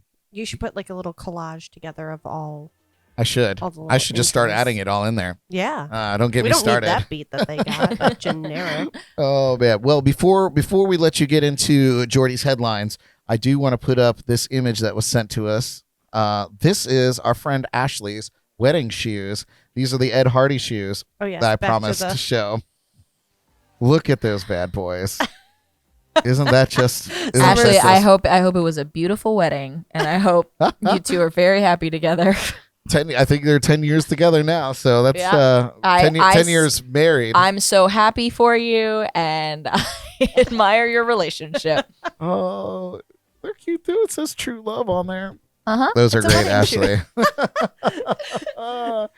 Oh, I don't know why I was expecting like pumps, like Ed Hardy, like high heels. No. I was expecting more rhinestones. Yeah, Cute. no, that's true. Yeah, Kinda. maybe. But I was also Hey, man. expecting more like distressed, because I feel like that was another big thing that Ed Hardy did. Yeah, I don't know. I don't wear any Ed Hardy anymore. That's good. What was that cologne called? They had that one. I forget the name. It'll come to me. Anyway. Douchebag. Oh, yes. Fragrance. Ed Hardy Ella douchebag. douchebag. Ode to asshole. That's the one. Ooh, that's good. That's the one you've had for sure. I don't know. It's like Heart to Heart, or no, I think that's a detective show from the 70s. No, never mind. Jordy, give us our headlines tonight. What do we got going on Wow. here? Okay, so we have lots to pick to discuss. Da Baby. Who do you be knowing Da Baby? Starting out We're controversial. diving in deep, folks. I had a he caption is- about DaBaby today. He is in big trouble for some comments this week. He apparently has apologized. Also, we have Lizzo announced a new single called Rumors this It's week. been a while Our for her girl too, Lizzo. yeah. Oh, yeah. We love the Lizzo. Yes. This one was interesting. Kurt Cobain's childhood house is officially a landmark, or being turned into a exhibit Is that in museum Seattle? in Washington, or the suburbs of Washington Yeah. somewhere. Now, are they Washington gonna somewhere. are they turning this home into like a museum that you can go and visit, or is it just like here it is on the map? Brad, I'm and, just going over the headlines for now. okay. We gotta come Okay. back. Carry on. We missed you missed the birthdays though to start off with. Oh, that's true. We'll come back to Sure. that. I We'll guess. come after the headlines, and then we'll pick one. You all can pick some topics. ZZ Top plays their first concert since the death of Dusty Hill, which we talked about last week. Yes. Yes. I saw a cute video of, since we do our hot challenges, Lorde doesn't flinch eating fiery wings on the show Hot I Ones. saw that. Yes, and she can still speak better than most people, or more eloquently. One makes you elegantly. wonder if Lorde has feelings at all. I don't feel like she does. She's pretty robotic. She is. She doesn't really smile. She has resting bitch. I don't feel like she smiles. I don't feel like she. Makes good music. Yeah, yeah, she's one of my that favorites. she does. I would love I to go do see enjoy her. her music, and she's a wild person on stage. She used to be so awkward. She's gotten I better. believe that has she gotten better because yeah, I it's don't know. better. The one I hated to watch was Lana Del Rey. Oh, yeah. I could not watch Lana Del Rey. I mean, She's Lorde awkward, Lorde too. was awkward and twitchy, but I would rather that than Yeah, like she did, early like, a early hand Lana Del Rey. thing, Yeah, like she a- did a lot of like. Yeah. I Yeah, did not That's like smooth. that. yeah. Also interesting one. Ariana Grande is teaming up with Fortnite. Woo! For I haven't played a video game in 10 I years. figured the nerd kids would like it. Those are for two things Rift that Tour. I kind of wish would go away. Yeah, and she has Ariana her, and Fortnite. Yeah. Now they're Oh, dang. combining. and now they're I know. coming together. I know. And she has her cute little like avatar or Fortnite character, whatever you call it. Wait, I don't have know. it here. Oh, I have it. are we going into it now? Okay. We might as well. Might as well since we're just- talking about it. Just get in there. Look, It's so cute. It But looks she's just like her. adorable. It's adorable. Yeah. she's so Actually, crazy. that looks more like an adult than she does. That's true. I don't mean to be an Ariana Grande hater, but I think she's insanely talented. I don't like most of her music. Yeah. It just is not for me. To be fair, Um, like I really enjoyed a lot of her earlier stuff. Like Yeah. there's still some songs that I hear and I'm like, well, that's in my head now for like hours. I Yeah. like Problem. I like Into You and like some of the bops or whatever. I mean, I don't like the whistle tone thing that she does. But I think what really turned me off was I used to watch her on Victorious when she was on Nickelodeon. yeah. Like I was a fan. Like or when she was on that, what was that, Sam and Cat? Sam and Cat. I, Well, I, that I was had a young nephew who had a crush on both of those Yeah, girls, so- and so I used to see he'd be watching and I'd be like, yeah. Sam Well, and Cat, huh? Sam and Cat was after Victorious, but when Right. she was on Victorious, like I loved that show. I wrote her fan mail. She sent me No back kidding. a signed audit, like headshot What? thing. Yeah. Like, Oh my God, they're friends. it's still, I know. I know. We're besties. I have your autograph, but I hate you. No, but it was like once she started trying to get out of that Nickelodeon thing, I had my issues with it because and she can't like help that she is 4'9" or whatever, but Right. That she looks like an infant. but she was also just trying to do this like sexy baby thing Uh. and like talking like a baby, but in a sexy way. And I was like, this is just creepy. I don't Yeah. like this. Yeah. It is a bit much. Yeah, it was. Yeah. I didn't like it. Mm-hmm. What was it? What Icky. was that Yeah. 34 plus 35 song? Oh, yeah. And I was like, well, that's quite scandalous. For Anyway. an infant. Yeah. All right, carry on. Jordy. Billie Eilish's new album, Happier Than Ever, dropped this week. We'd love to hear your thoughts. Heard you're a fan. Post Malone's Posty Fest returns this year in Arlington, Texas, over 2 days, October 30th and 31st. Wish we could go because I Can you love say that again? Arlington, Texas. Texas. Texas. Sorry. I like saying it like that. But yeah, would love to go. Huge Post fan. Love him. Foster the People, Brad's favorites, is releasing an updated edition to their first album, Torches, called Torches X. Super stoked about this. Yeah. Really. I still like some of the most formidable times of my life to date is listening to that album. Like time on the cruise ship, my first time in London, like I would just ride the tubes and like get down to Foster the People. I'd listen to the record just on repeat. Miss every stop because I don't know how to pay attention. Never ridden a subway system in my life up until then. I will say the Tube. Yeah, So- I got so really much, good. So much better than the New York subway system. Oh, It- yeah. The New York that one I makes will- no sense. The New York one is a trash baby. Yeah. Ooh, remind me, because I remember now that you spent quite a bit of time Yeah. in London. We'll talk about that. I want to talk particularly about Ronnie Scott's, but because you played there, right, with your dad, right? Was it Ronnie Scott's? No, Spice of Life. Spice of Life. That was the Yeah, place. yeah. Okay, I'm confusing it with Ronnie Scott's was a bar that I got kicked out of. Ah, okay. But our guests, They told me just a about couple you. of weeks ago, Your face is on the wall. Yeah, yeah. They actually just wallpapered it. Yeah. unsurprising. Everywhere. Also, you might like this one. The Mighty Ducks actor. Do you remember Mighty Ducks? Or was that after? I'm gonna embarrass myself. I've never seen like that. You definitely heard the Gasp. story though, but carry on with the headline. Yeah. So Mighty Yeah. Ducks actor Sean Weiss has completed drug court and is looking healthy after an unrecognizable mugshot surfaced in 2018. And that poor I have the fella, mugshot here. It's Look at wild. the difference between yeah, this yeah, guy. yeah. You remember I've that mugshot? Yeah, I've definitely seen So that. this is him. Yeah. The guy on the right is him today. Yeah. Like, Good for what- him. He looks Yeah. so great. I'm He's so gotten happy. it together. Yeah, that whole article like broke my heart. I do not know this man, but I am proud of this man. Yes. Yeah. And he was I in wish I had the little- Heavyweights with Yeah, you're right. Ben Stiller, which was a great movie back in like Yeah. 90. I wish I had a photo of him when he was in Mighty Ducks because he was just, He looks exactly like that. yeah, the guy on the right. Yeah, the guy on the right. left. Don't know is, who that is. You know, So, well, I guess he got a whole set of like implants and on Yeah. it for his teeth, not his breasts. This go around. Just to clarify. But yeah, he put on weight and got his grill fixed. Yeah, and, he is looking fly. Yeah, 18 months I think he spent in drug court Yeah. getting sober. Mhm. Good for him. Yes. Nice. We Yeah. support that. Yeah. So that's that. And then today we have some birthdays. Oh my God, so many random birthdays. Yeah, we I put kind of together just- a collage. This is going to be awesome. I'm so excited to see this. So, shout out to Elizabeth, the Queen Mother, mother of Queen Elizabeth, was born on this day.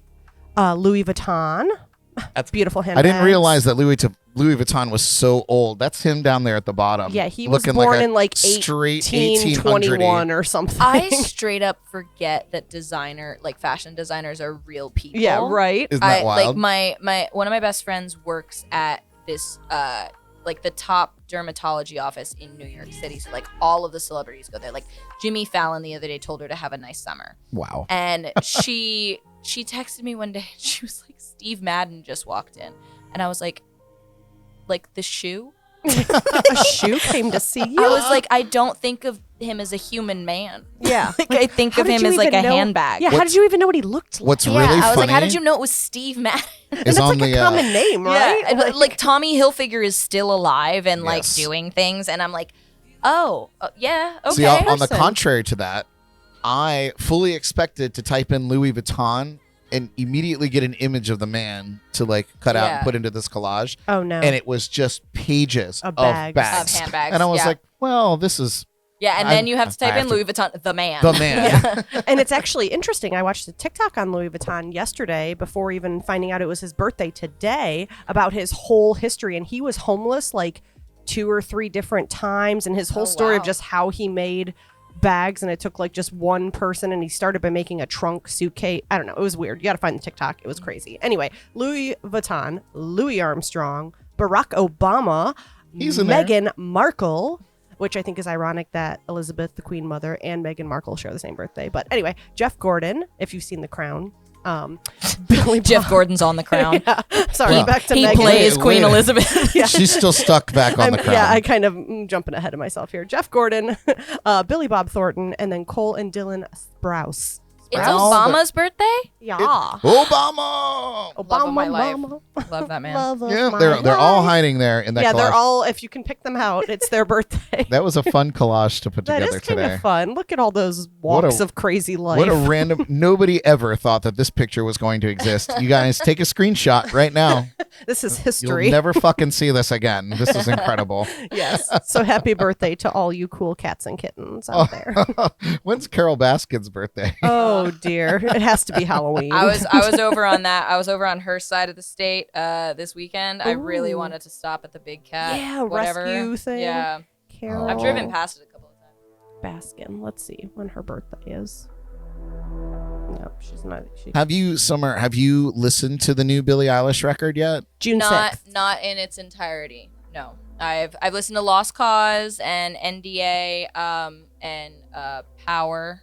Right. Yeah. But I started to listen to it the other day, but I was like doing other things, and that Alexa was in a different room. What did you think of what you heard?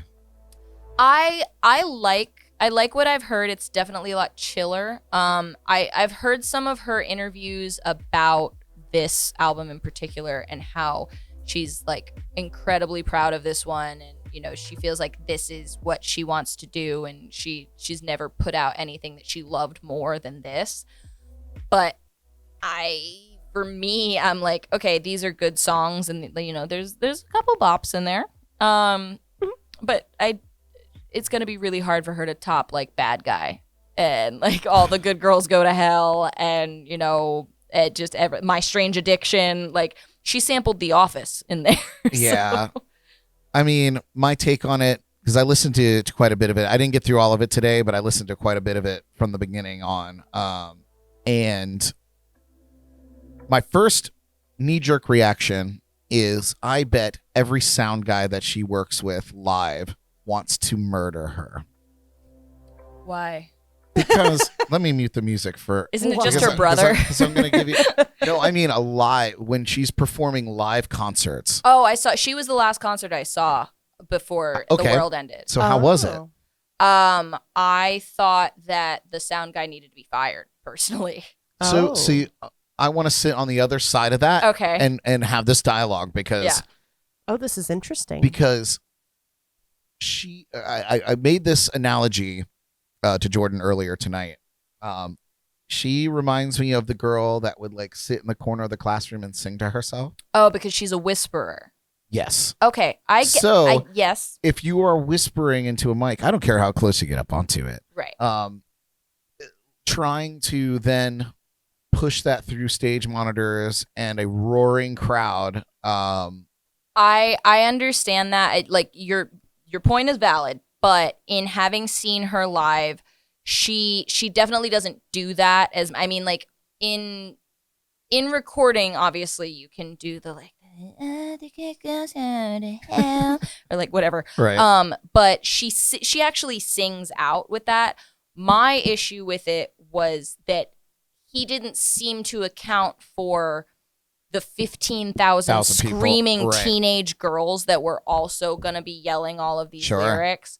And that was the problem because it was like, you know, the beats were there, but it was just very muddy. Yeah. And she was singing like a lot harder than you would hear in the record. hear her yeah. on the record. And she was a very good performer. It was just her brother Phineas, and they had like a drummer on stage.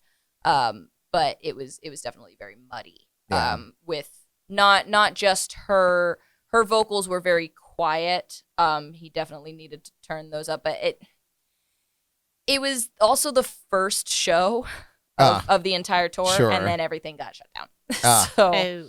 Yeah. Well, as they teach us in management school Yeah. that I attended for many years, I guess, you know, when you offer criticism, you should also offer an accolade or, you know, some sort of boost. So with that being said, for a girl that whisper sings, Yeah.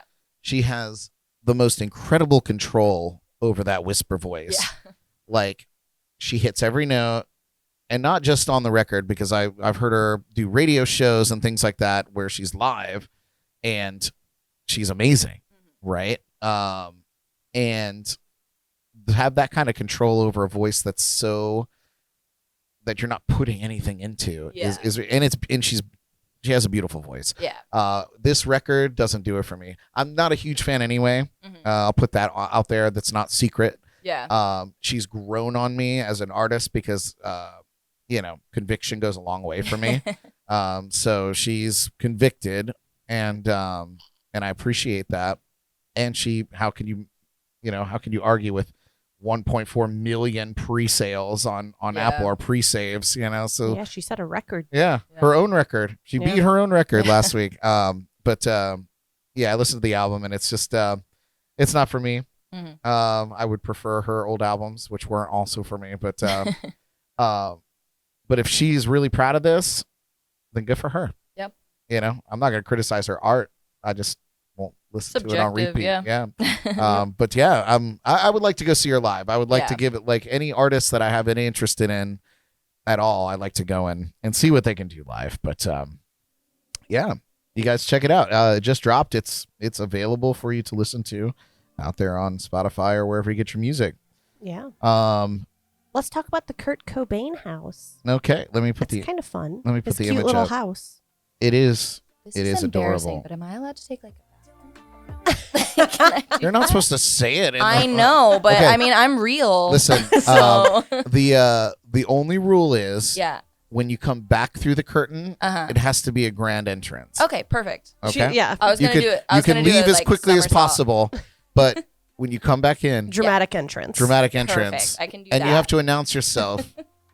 Now announcing The arrival. the arrival. Can of I get summer. Can I Oh. get anybody mojitos while I'm out? Look at you, and your yes. bartending. I know. Okay. Thanks. All right, I will be Enjoy. right back. No, totally fine. Well, yeah, Jordan, tell us a little bit Okay, about the so this Kurt Cobain house. is little Kurt Cobain's house.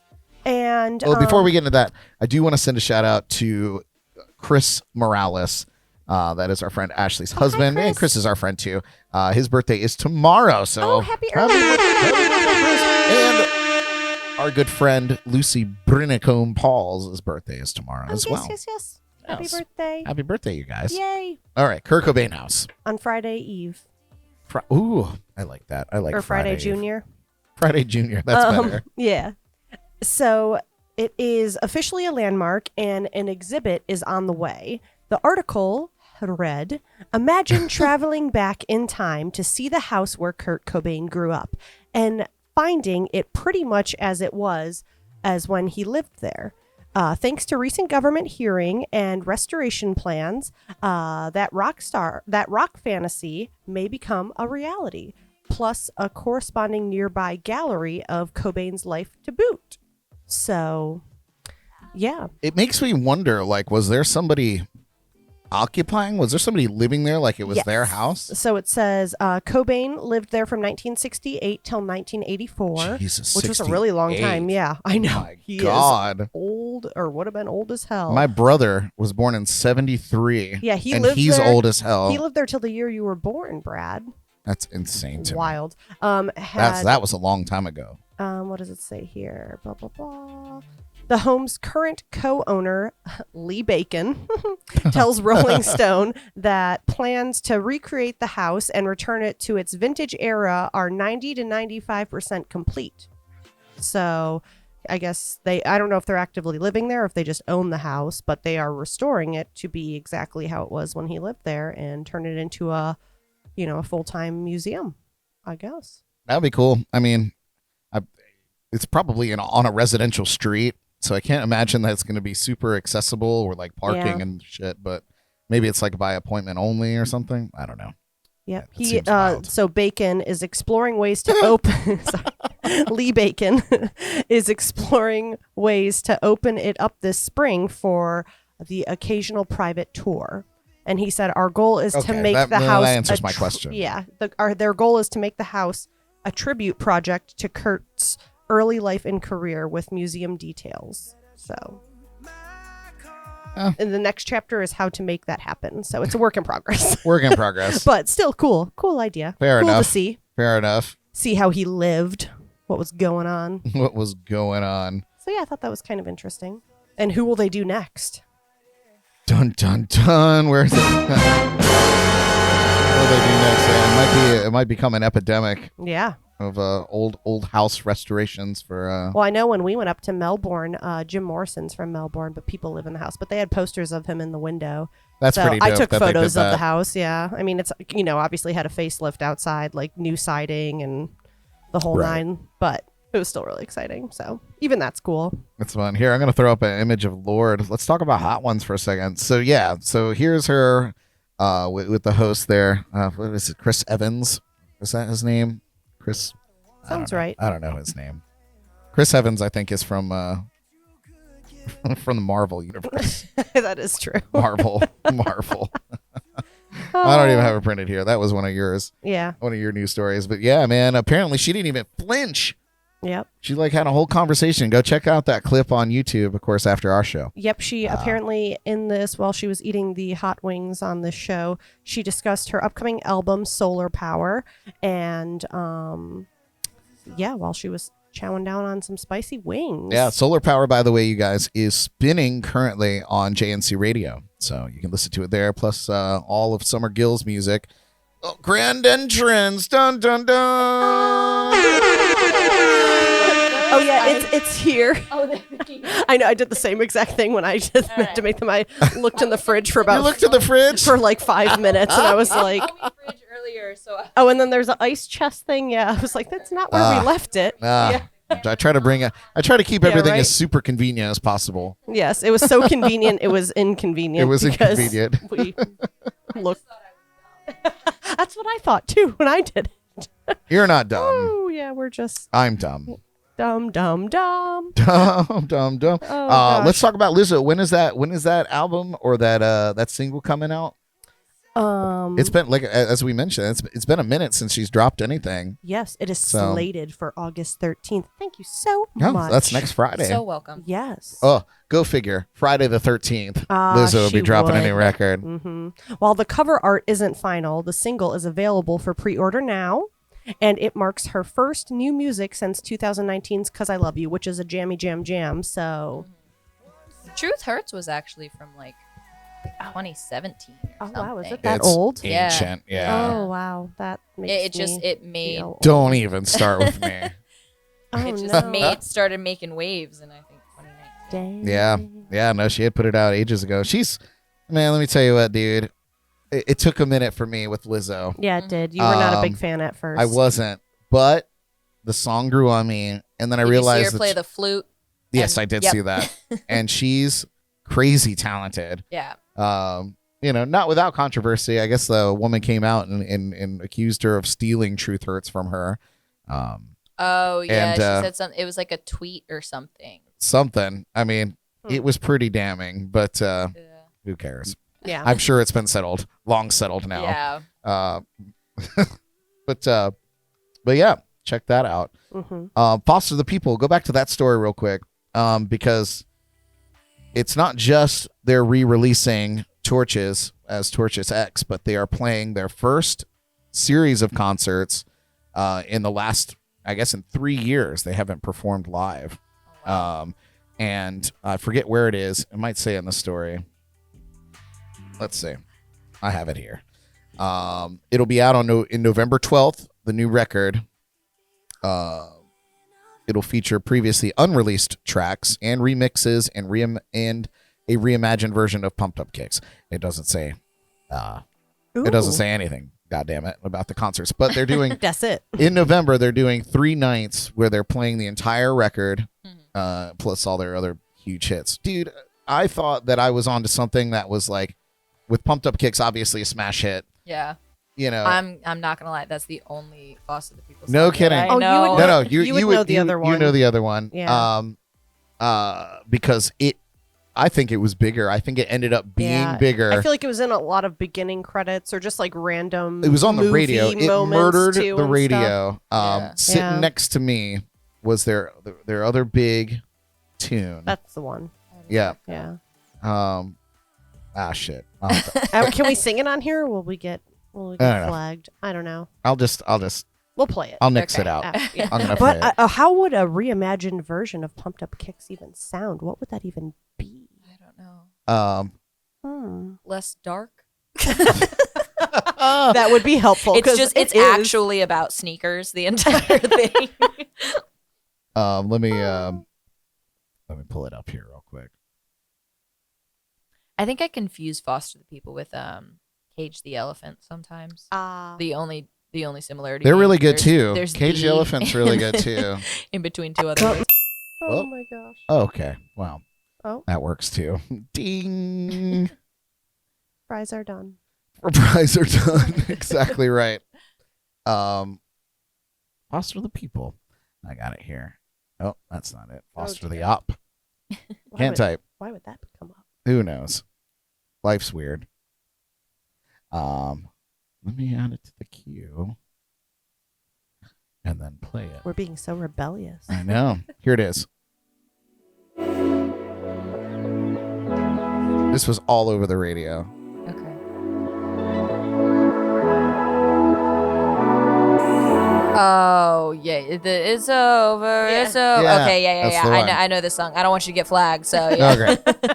I didn't know that was Foster the People. Yeah. Yeah, Foster the People. Oh, is that the one that's like, come over here, stand next That's to me? exactly Yeah, the one. Okay, got it. That's So yeah, the so one. they came out with that mega smash hit, Yeah. and let me put my keyboard away. You should put your keyboard away. Yeah, I hide it because sometimes I hit things and I'm not supposed to. And my producer's like, "What the fuck?" It's me. I'm the You're producer. fired. But yeah. So, I thought they were my own personal treasure. Me and their other million fans. Right. But and then they dropped that song, and it just dominated Yeah. radio for months. And so I'm stoked because Torches was such a fundamental record for me. And really, like, the album is a lot of nonsense. Like, it's a lot of Mark Foster just kind of doodling, Yeah. if you will. But man, it spoke to me. It spoke to me. A lot of great songs on there. I'm excited to see what they're doing with X. Torches X. Mhm. All right. What else we got? It'll be good. What else you want to talk about? You want to talk about the baby? Let's talk about his filthy mouth. Not really. But Yeah, I feel like we shouldn't give Shouldn't him even any give more him the, press. yeah, we might get He's triggered. I don't Might know. get triggered. Let's it's fun. It's fun to know that the song "Bop" just simply doesn't have an artist behind it, and that's beautiful. Well, it is comforting Touche. knowing that he got dropped from like every festival Oh, yeah, thing that he was absolutely. supposed to be in. Like everyone was like, You know who we should talk Dead to about us. instead of DaBaby, and maybe you talked about this last week. Time isn't real, so I true. we'll I talk don't- about it again. I don't know when this happened, but my favorite tiny queen, Simone Biles. Oh, yes. Oh. Let's talk about Simone Yeah. Biles. Tiny queen. Oh, we did talk about her a little bit, but Yeah. Give us your. There she is. Well, Yeah. I saw she just got she won gold on the balance beam. I did not see her actually compete. Now, was it gold or did she win bronze? Or no, not gold. I Sorry. thought it was yeah, bronze. I meant to say bronze. But she won bronze, but then she said that this one actually means more than any of the golds that she won because she was like actually stayed true to herself. And It was on her terms. Yeah, it was on her terms. She decided to come back in when she felt ready. Yeah, and she didn't get forced into Let me it. tell you what, man. There's a lot of people out there giving her a lot of flack. And, I know, and I want and they're competitors, and they are good competitors in there. There was one story about a wrestler, an Olympic wrestler. I can't remember his name offhand, but he was really kind of, basically calling her a quitter. Yeah. And in my opinion, and we did talk about this last week. Yeah. Your personal mental health, Yeah. trumps everything. Sorry. Right. And also the whole mindset of grind till you die is fuck that. For real, yeah. Absolutely not. I'm all about working hard and doing your thing. Yeah. But if it doesn't serve you yeah, personally, work hard to the point that work hard but with a balance sure. of being you want to be able to work hard and not kill yourself. Well, what's the point? What's even more if you're interesting unhappy? about what you just said is that the things that she was slated to compete and do Yeah. could have actually killed her if she would have misstepped. Yeah. Sorry, mate. I don't care. If my head's not in the game and I'm about to do some things that's gonna make me crack my neck open, Right.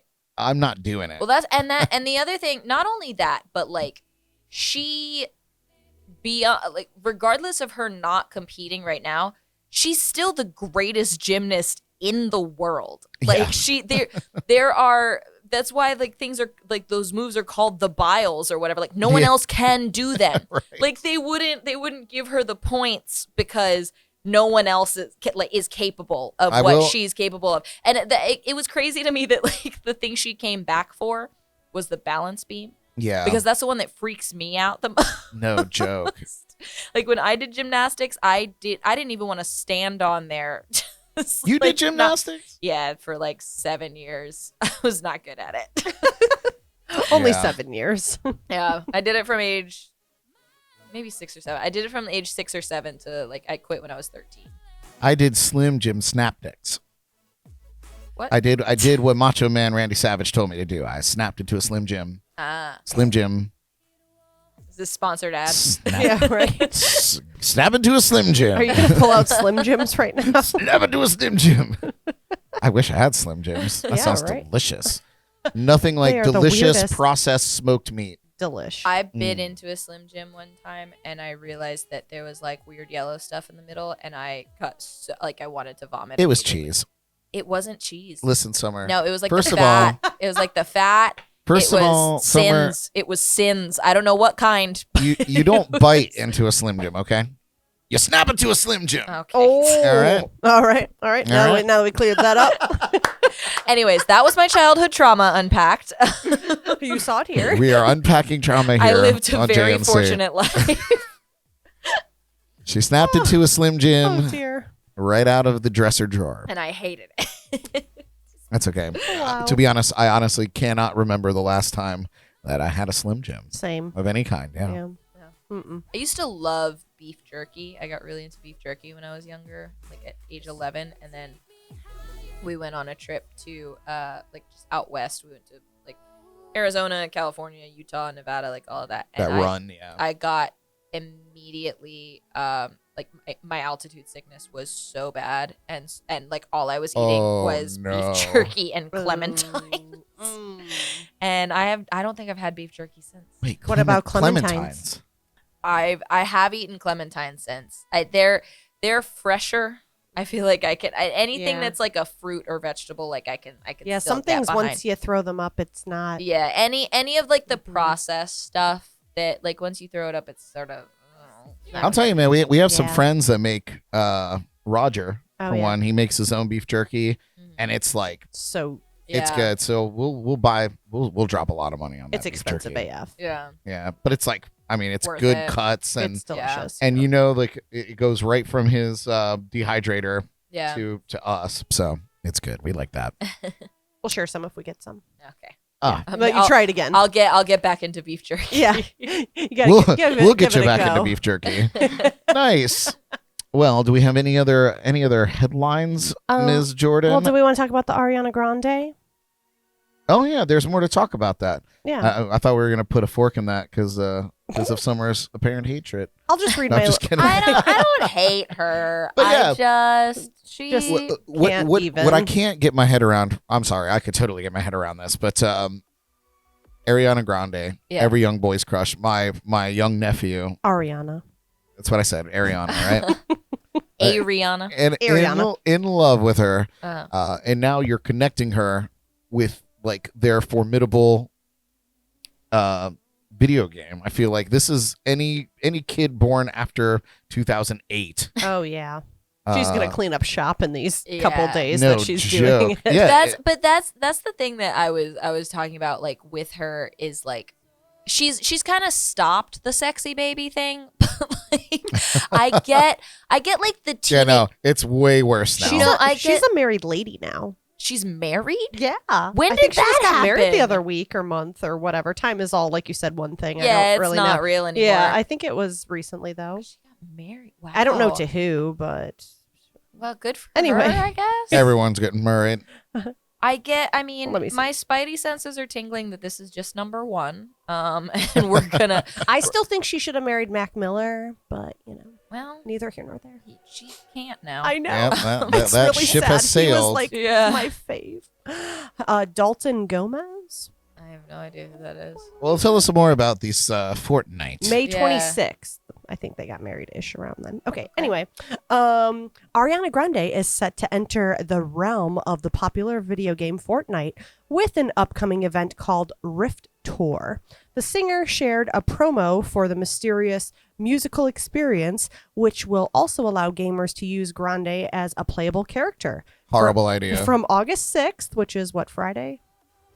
Yeah, it is Friday, right? August 6th through 8th, so this Yeah. weekend, take a musical journey into magical new realities where Fortnite and Ariana Grande collide.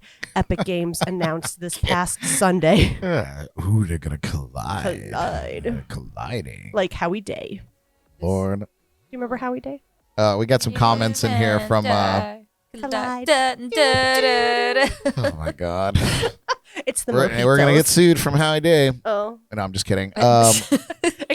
He honestly, he probably needs the money. I was going to say, Probably. he might. Yeah, he might. Let me just write a check. I've never seen an episode of Grey's Anatomy, but in my mind, Howie Day is the only soundtrack to every single episode of Oh, I Grey's agree. Anatomy. Fair enough. I haven't seen it either, but I can.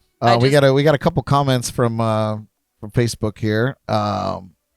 Going back to Simone Biles, Ashley said it was more than mental health. It was a severe risk that if she would have performed, she had the twisties, Yeah. which I guess is a real thing. Yeah, in the gymnastics I had world. not heard about that because, like I said, I was bad at it. I started out too tall, and also just have no athletic ability in general. But yeah, and when she was explaining that, I was watching her her Instagram story. Like, she was doing the uneven bars in the practice gym and trying to sort of get herself back into it, and she couldn't land. And the idea, and her and the other people that were explaining it sounds just fucking terrifying. Like, you don't know where you are in the air. Yeah, that I mean, Ugh. I get the twisties just sitting here in his chair after a couple of Yeah. drinks. I'm like, she was explaining that, and the only thing I could hearken it back to was when I went to a WrestleMania party 3 years ago. I'm gonna harken back to that in a minute. I was double fisting a margarita and a Stella after 3 consecutive shots of tequila, and I also got the twisties, but no one was asking me to do a vault. That's true. They were getting you out of a vault. Yeah, I was laying on the bathroom floor and trying to become a human again. Oh my God. Harken back. Harken back. So I drop all these crazy old timey terms in conversation. Yeah. What did I say with Ringo? And my buddy Ringo, Johnny Ringo from the Johnny Ringo podcast, and various other things, Code Rum Company, you name it. He always calls me out on it. And what did I say? I said I happened upon, or somebody happened upon me. We were talking about Farrah Fisher. We were talking about Farrah Fisher, how she happened upon me at the farmer's market. And Ringo was like, who says that? Who says they happened upon me? How old are you? What kind of poem are you writing? Harkened back. So thank you for being in my wheelhouse. I'm going to give you so a welcome. round of applause for that. I need it. I need that. The other day I texted a friend of mine and I said, nary. Like I just used the word nary, and he was like, nary? That's not a word, and I'm not going to look it up. And I was like, yes, it is a word. You're lost. And then he was like, it means not. I did look it up. I've never heard you say nary before. And I was like, then you don't pay attention when I speak. And this is a problem. Oh, man. So funny. Oh, that's awesome. All right. What else? tcnightlife.com. Todd and Laura there. They said jalapeno Slim Jims. love that. Jalapeno. Jalapeno. That sounds like a bad time for my stomach. Sounds like the best side. You don't want to come and join us on any of our heat challenges, do you? Then. I mean, I will. All right. I make bad choices for my stomach all the time. Perfect. Including earlier today with the coffee that I drank. It's either like I will be fine or I will have a panic attack for the next 36 hours. And currently, the mojito is, Are we leveling you out? We're leveling you got it. your uppers and your downers. We're true, getting it just we're right. a true rock star podcast here. Nice. Get your uppers and downers. My body is a temple. I almost brewed a pot of coffee just because I like the way it makes the house smell. But you know what is good? Drink hack for tequila shots. Have you ever had a tequila shot instead of the lime with salt? Have you ever done an orange slice with cinnamon? I've never in my I've never even heard of that. That seems almost like sacrilege. I feel like she's lying to us and trying to get us to do the cinnamon challenge. No. Holy shit. Oh, yeah. Oh, that's a good one to do. That died That in like is good. 2012, Writing it Jordan. No, it's so good. It sounds bizarre and gross and like made up, but I'm serious. You will never do the lime and salt ever again, period. You did it? Yeah, we do it all the time. I'm sorry. Well, Yes. When I do tequila shots. We do it all the time. Where and whom? At the Thirsty of Turtles. Oh, yes, we love it there. Ooh, Yeah, I well, love Chelsea- their chicken stinger wraps. Oh yeah, Oh, God, and their everything's good there. wingies. Chelsea turned us on to it. She showed us that, and we were like, I told you I ran into Chelsea randomly one night after my show, "Yeah." and she like I'm walked in, surprised she and I didn't was pressure you with a tequila, orange, and cinnamon. no, it was shot. when I went over to talk to her. It was at the end. I was waiting on my boneless wings to Is it like arrive. cinnamon sugar or just Straight cinnamon Straight on the cinnamon. on the orange slice, like a little bit. Just a not like you don't gotta go crazy, but just a little bit. It's like a nice little like pumpkin spicy. If I had an orange, we would do it right now. I but know. don't- Are we I don't have that. in like random talk mode? Right? Can I talk about the worst shot? Yes. Oh my God. Well, I'm gonna go to Milk and Things right now and get an orange that expired in Oh my God. 1911. Orange. It's a wax orange. It's what they put there. But what's the worst shot? Perfect. Yeah. Worst shot I ever had to take was backstory. I was scheduled to play a gig in West Palm, and they ended up deciding like they didn't want to have music on those nights. So my friend who I was friends with the guy who was booking there, and he texted me and he was like, "Hey, you're canceled for tonight, but I can still get you paid, but you have to show up to bingo." And I was like, okay. And I can talk about this now because his brother Jimmy's and that place closed. So it doesn't matter. Perfect. So he was running what they called Savage Bingo there. And he was like, you just have to come to bingo. And I was like, okay, what do I have to do? And he was like, you'll make like $150 or whatever, but you might have to drink a little bit. And I was like, okay, I live like a block away. Like Walking distance. Yeah, sure. it's fine. Like I'll just wander home. So I show up. And he was like, okay, you do this, this, and this. And then like the person who's hosting knows that you're the person who's supposed to win. Because it was supposed to be a $500 cash prize. Wow. But because shyster. I mean, That's amazing. it's supposed to be a $500 cash prize. But I guess they had been like, no one had actually won in like the So it's just the been weeks building before up. that. Yeah, so it just been building up. And the owner was going to be like super pissed if he actually had to do the payout. So my friend was like, we're going to rig it so that you win. But I'm only going to pay you $150. We're going to pretend like you won $500. And So I kept calling bingos, and they kept making me do all of this shit because it's like it was savage bingo, and you would have to like take shots and like do all of this dumb stuff. And I called it at one point. I feel like this is an idea too. I'm gonna write this down. Yeah, if you called a false bingo, I guess like I don't remember exactly, but you would have to like spin this wheel of punishments. And I called a bingo, and it was supposed to be a real bingo, even though it was false. But like the host just wasn't informed, so he didn't realize it was me that we were making it for. So I had to spin the wheel, and I had to take a shot of warm gin, which already bad. But I had to take the shot of warm gin with no hands from the bartender's crotch. Like they had to like hold. She had to hold it in between her thighs. Oh, at least it was a girl. Yeah. It was. Nobody wants to take sweaty ball shots. Okay. It was a girl, and I don't care who you are. I had to lean down, and I was like, "I'm so sorry. I don't want to be here. You don't want to be. Like, I don't even know if the money is worth it at this point. I should have just taken the loss and gone home. Like I could be watching Netflix at this point. Oh my god." And then it was warm gin. Like, not only did I had to like get in between somebody's sweaty legs, but I had to drink warm gin. Warm Did you keep crotch it down? gin. I did. Yeah. Okay, good. Yeah. That's good. That's solid. Yeah, that's solid. Yeah, That's a ding. I was Yeah. proud of myself for that. Yeah, a ding. Yeah, ding for that. Oh my Oh goodness. my gosh! Wow. I don't know, Jordan. What's your worst shot? What do you hate shooting? You have a. I mean, I know you All hate of shots it. in general, Yeah. Probably really Jaeger.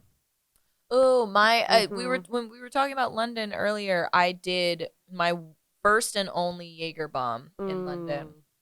but ooh, ever? Yeah. Yeah. Oh, I wish I had some Gross. Jaeger here. I'm making notes for next time you come Yeah. here. We're gonna have a shot fest or something. Ugh. We won't do any crotch shots though. That- It's fine. you. It's fine. That or Thank you. the like vodka. It's very Red Bull. uncomfortable. See, I like vodka Red Bull. I could Ooh. drink that as a cocktail. We went. I we went hate to vodka and Red Bull. So Oh, it's, yeah. kinda Well, my I like worst nightmare. vodka, but yeah, the Red Bull. yeah. It was so funny. One time, my friend Courtney, aka Agnes, that's her old lady name. Mhm. We went out downtown Clematis, and this one guy, he bought us both a drink, and we were like, "What is that?" And he was like, "Oh, it's a vodka Red Bull for both of you." We both were like, "No, thank you." Sorry. We're like, "You can stay and talk to us still, but Yeah. we're not. We can't have that." Like, I'm Honestly, sorry. No. that's kind of my favorite. One of my favorite things about like West Palm in general, and like going out on Clematis, because there will be like the older rich guys that just like buy you drinks, and like I think in their minds they kind of think that they might get something out of it, Yeah. but they're not necessarily creepy. They're not pushy about it. Right. They kind of don't And- care, but Yeah, the they're prospect they're is like there. they're like, really, I just Drink kind of it or want not. to. Yeah, they're just like, I kind of just want to talk to you. Yeah. And I'm like, you can absolutely pay for anything that I order, and Yeah. that's fine. And then I'm gonna like shake your hand and leave. Yeah, and I kind of thought it was nice, but then I was also like, did you case me as a vodka Red Bull type of girl? Right? It's a And little then- insulting. Yeah, I'm like, why wouldn't you just ask what we wanted so you at least got us Yeah. the right thing? Like, I mean, I guess that's nice that you tried to be psychic about it, but I- like backfired hardcore. You could have got me a Bud Light and that would have been better, for God's sakes. I've definitely had people at my gigs like order me drinks and just sort of hand them to me while I was playing, and they just like made a judgment call. And like I feel like if you're trying to just guess what somebody drinks, like for me, I would drink a gin and tonic, like that's fine. I like gin and tonics, but like gin and tonic and vodka soda are like the safe drinks. But I hate vodka. And so many times people have just like handed me vodka sodas and like, I didn't ask for this. I don't want it. And now I feel obligated to take like a few sips and like talk to you for a minimum of 3 minutes. So okay, so you hate vodka. it's like, just I put hate the vodka. $5 in the What bucket. what is Like, your bucket. what is your go-to when you go to the bar? If you're not sure what you want, Mhm. but you get the pressure, like when they're like, what do you want? What do you want? Yeah. I'm sure everybody's been there. Yeah. What is your in your mind ingrained your knee-jerk reaction to what am I ordering at the bar? That is an interesting question because because so many of the like I'm very much a creature of habit. So many of the places that I go to in downtown, like I know I'm close, like personal friends with the bartender, and like I go there pretty frequently. Like a lot of people will say like, oh, you know, I go to the bar and just like tell the bartender my problems, or like that's what people go to the bar for. I go to the bar for the bartender to tell me their problems. There's got to be someone for everyone. Yeah. They'll like complain about all of the other people that have shown up that night, but it really kind of depends on the place. Like I know, like there are certain bars that I'll go to, and I'm like, I have a certain type of wine. Like I'll get there's one place in Palm Beach that I go to. It's on Palm Beach Island that I hang out the most right now. I get Sancerre every time I'm there. There was a place I used to hang out at in Del Rey, and I would walk in and they would like crack me open a high noon, and that was kind of my thing.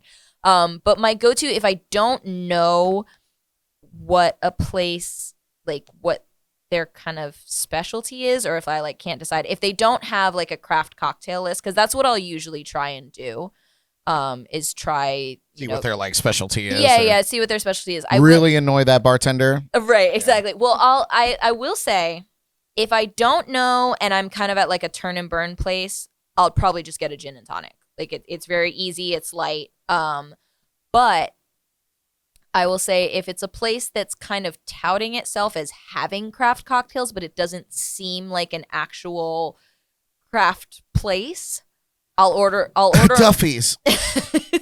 Yes, correct. I will order a mojito first, and I've spoken to multiple bartenders about this and how annoyed they get in like having to make a mojito, right. and if they make it the right way and to right, begin exactly. with, but that's the thing. That's kind of my gauge now for a place. I'm like, I get that it's like annoying to clean out the shaker and everything, and like it's multiple steps. But if you're working at a place that claims to have like craft cocktails, and right. you've put your own, you know, spin on whatever on your cocktail menu, I'm gonna get a mojito first and see if you can make a good one that's not like too sweet, not too sour. And like I remember I went to one place, they didn't shake it at all. They just stacked the ingredients. And I was like, you gotta shake a mojito. Yeah, I was like, this is disgusting. But that's I would say turn and burn place, definitely a gin and tonic. If I'm trying to judge them and I don't actually know the bartender, I get a mojito first. Nice. Yeah. How are my mojitos? They're very good. Yeah, they have the perfect amount of sweet and sour to them.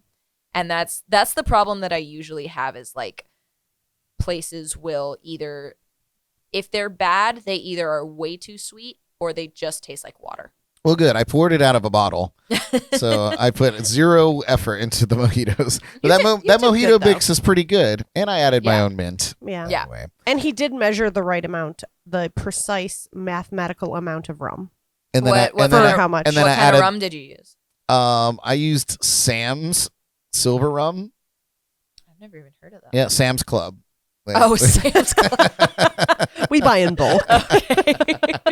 So it's actually, probably like it's Bacardi. Almost exactly like Bacardi. It's very, very similar. Just a different label. I recently tried a coconut cartel rum. Really? It's very good. Yeah. I'm not a huge coconut fan when it comes to liquors, but because it tastes a little like sunscreen, right? It does taste a little like sunscreen. Yeah. I was having that conversation with my dad yesterday. It's like, it's not the worst flavor in the world, but it's also definitely not the best. I don't know. I have to be in the mood. Same with like pina coladas. Like sometimes I'll crave a pina colada, and I'll go out and I'll buy all the shit to make a pina colada, and then I'll have two, and I'll be like, well, that was fun. I'll never do that again. And then I a million ingredients. Yeah. Kid LAROI, he finally hit #1 on the Billboard 200 with an album that he's now released 4 times. And on the 4th go around, incredible. The 4th go around, #1 on the Billboard Top 200. You know what? That just inspired me. Every year from now on, I'm going to just re-release Stormy Weather over and over Do it. Again. I mean, you never know when it's going to be the just time. Hope for the best. I believe that he obviously remixed things or re-recorded things, but maybe he didn't. I don't know. Well, he named it several different things. Oh, okay. Obviously, in he released the very first one on July 24th, 2020. Yeah. Just over a year ago. It's called Fuck Love. And then he released Fuck Love Savage in November of 2020. Mhm. Then he followed that up by Fuck Love 3 Wow. on July 23rd of this year. So he's not And then- regained hope. and then- He's still keeping the fuck love thing alive. Yeah. And then just a few days later, he released Fuck Love 3 Plus. And each version added more songs to the collection. The final one went number 1. Is that the one that The he Billboard Top it's 200. him and Justin Bieber, right? I don't know. Yeah, I keep seeing this TikTok of this guy dancing to it, and it starts out that like, oh my god, you people actually listen to this music, and then it's like him just like shaking his ass. I love it. But yeah, maybe it is with him. I cannot for the life of me come up with what the tune is. The kid's young, man. He's only Kid LAROI. Apparently, he's only 17 years old. I think that's good. Good for him, man. Congratulations, number 1. That's awesome. Proud of you, Kid LAROI. Whoever you are. Whoever you. Congrats. The Netflix movie that has the Truth Hurts song is called Someone Great. Have you seen no, I that? haven't. You need to watch it. You Okay. will love it. It's about You like need to 3 do girls this. in New York City, and she's going Yeah. through a breakup, and they're Okay. like best friends. Brittany Snow's in it. Oh, I think I Okay. haven't seen this shit. I love it. I movie. think I've watched it like 3 times. It's so good. It's a jam. Oh man. Anyway. I do have a soft spot in my heart for some of the like Netflix dumb rom-coms. Yeah, like, and I think it's a Netflix original movie. yeah. if I'm not Did you mistaken. watch Yeah. Desperados? No. Nassim Pedrad made it. It's her and Lamorne Morris from New Girl. Oh. It's very funny. Oh. Okay. I think Anna Oh. Camp is in it Hmm. from what's it called? Pitch Perfect. I do not know Oh. any of these people. She and Brittany Snow were both in Pitch Perfect, and they're two like actresses that they don't super look alike, but I also don't really know the difference between them. Jessica Chastain and Bryce Dallas Howard, if you ask me to tell the difference between them, I cannot do it. One is just tremendously younger I than just the other. added it. And That look, means nothing to me. and look what it says under More Like This for Desperados. Number 1 Yep, is Someone Great. Wow. That's awesome. Anyway, All right. woo, we just had a moment. Did we just become best friends? Friends for life.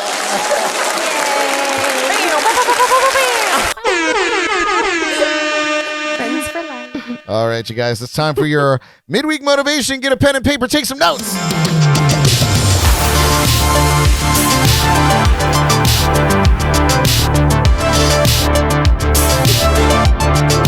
Perfect.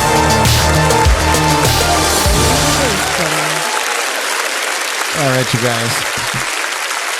This lesson tonight is near and dear to my heart. Our motivation topic this evening is how to be comfortable being uncomfortable. You guys, we live in a time that most of us are creatures of comfort. Comfy pants, comfy cars, furniture. We take comfort in our favorite TV shows, movies, restaurants that deliver straight to our homes. You get the picture. Make no mistake, though, there are plenty of opportunities for us to be uncomfortable. For some of us, speaking to a crowd or introducing yourself at a networking function can be uncomfortable, as well as learning new skills or starting a new job. No one is comfortable being uncomfortable, but getting out of that comfort zone can allow you to grow and even open your mind to new ideas and opportunities. So here are 5 ways to get comfortable with being uncomfortable. Are you ready?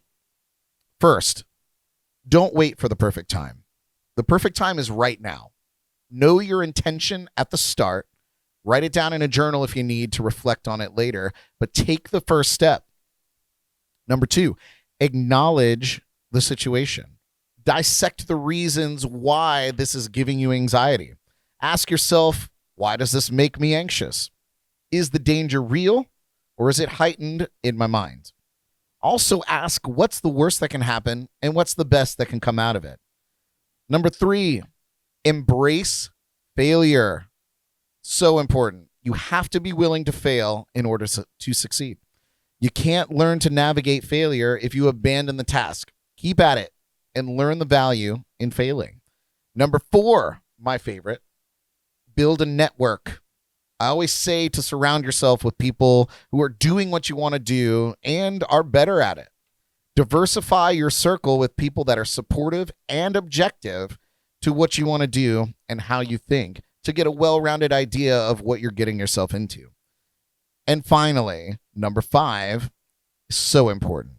Acknowledge your accomplishments.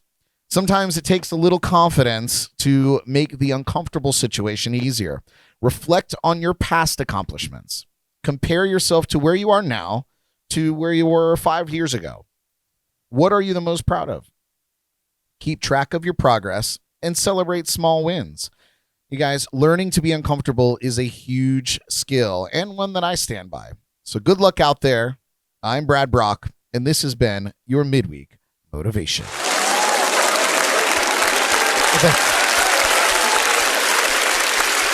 Well, Summer, do you have any more songs in you?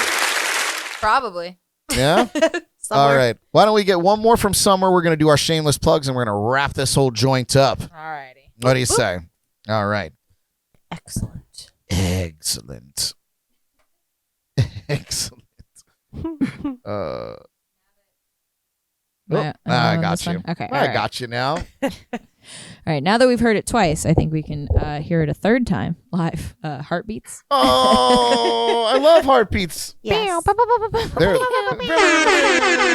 They're very important to life, really. All righty. First single off of Love Songs on the Other Kind.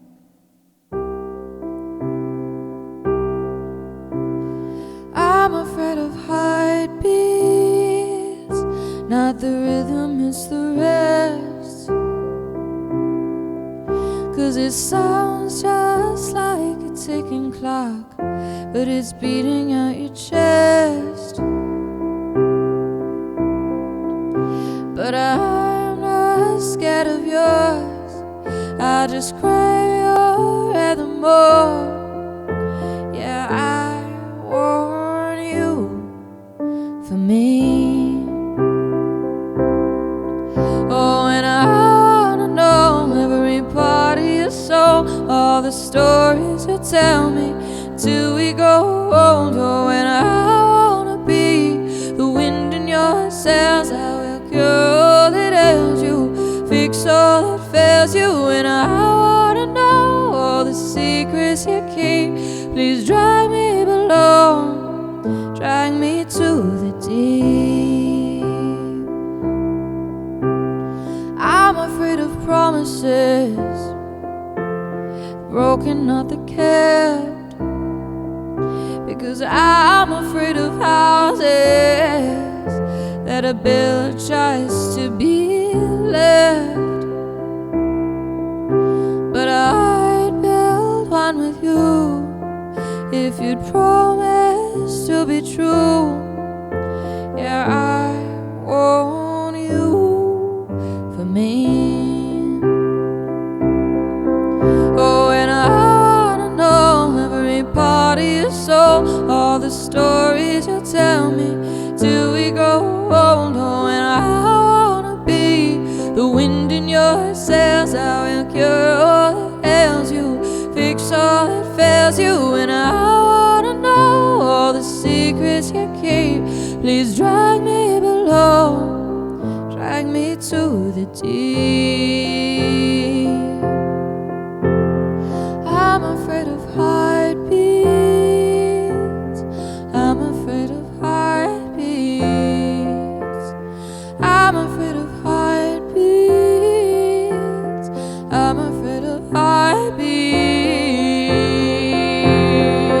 Oh, and I wanna know every part of your soul, all the stories you tell me till we go old.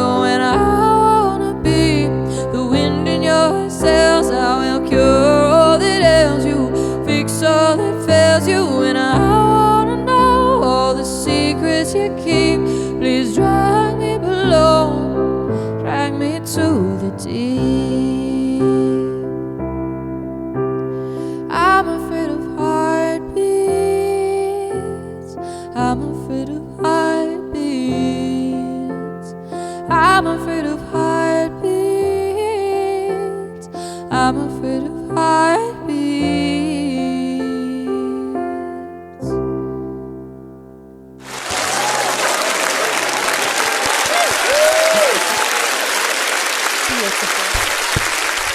Amazing. Yeah.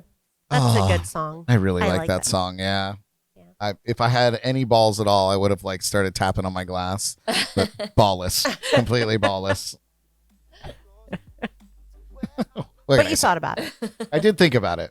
It was if The thought that counts. Yeah. if I was hugely confident in the actual rhythm, Yeah. I would have done it.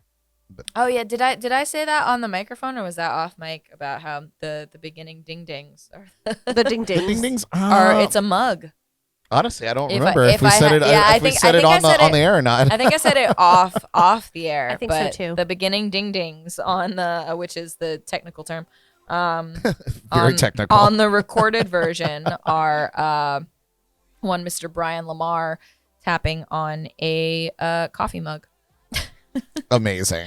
Like, and it's so like central to the song. You know. It.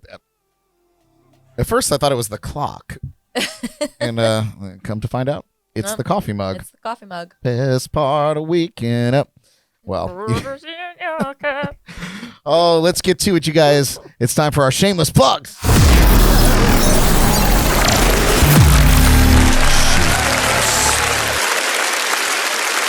I've been told I look like the girl from Shameless before.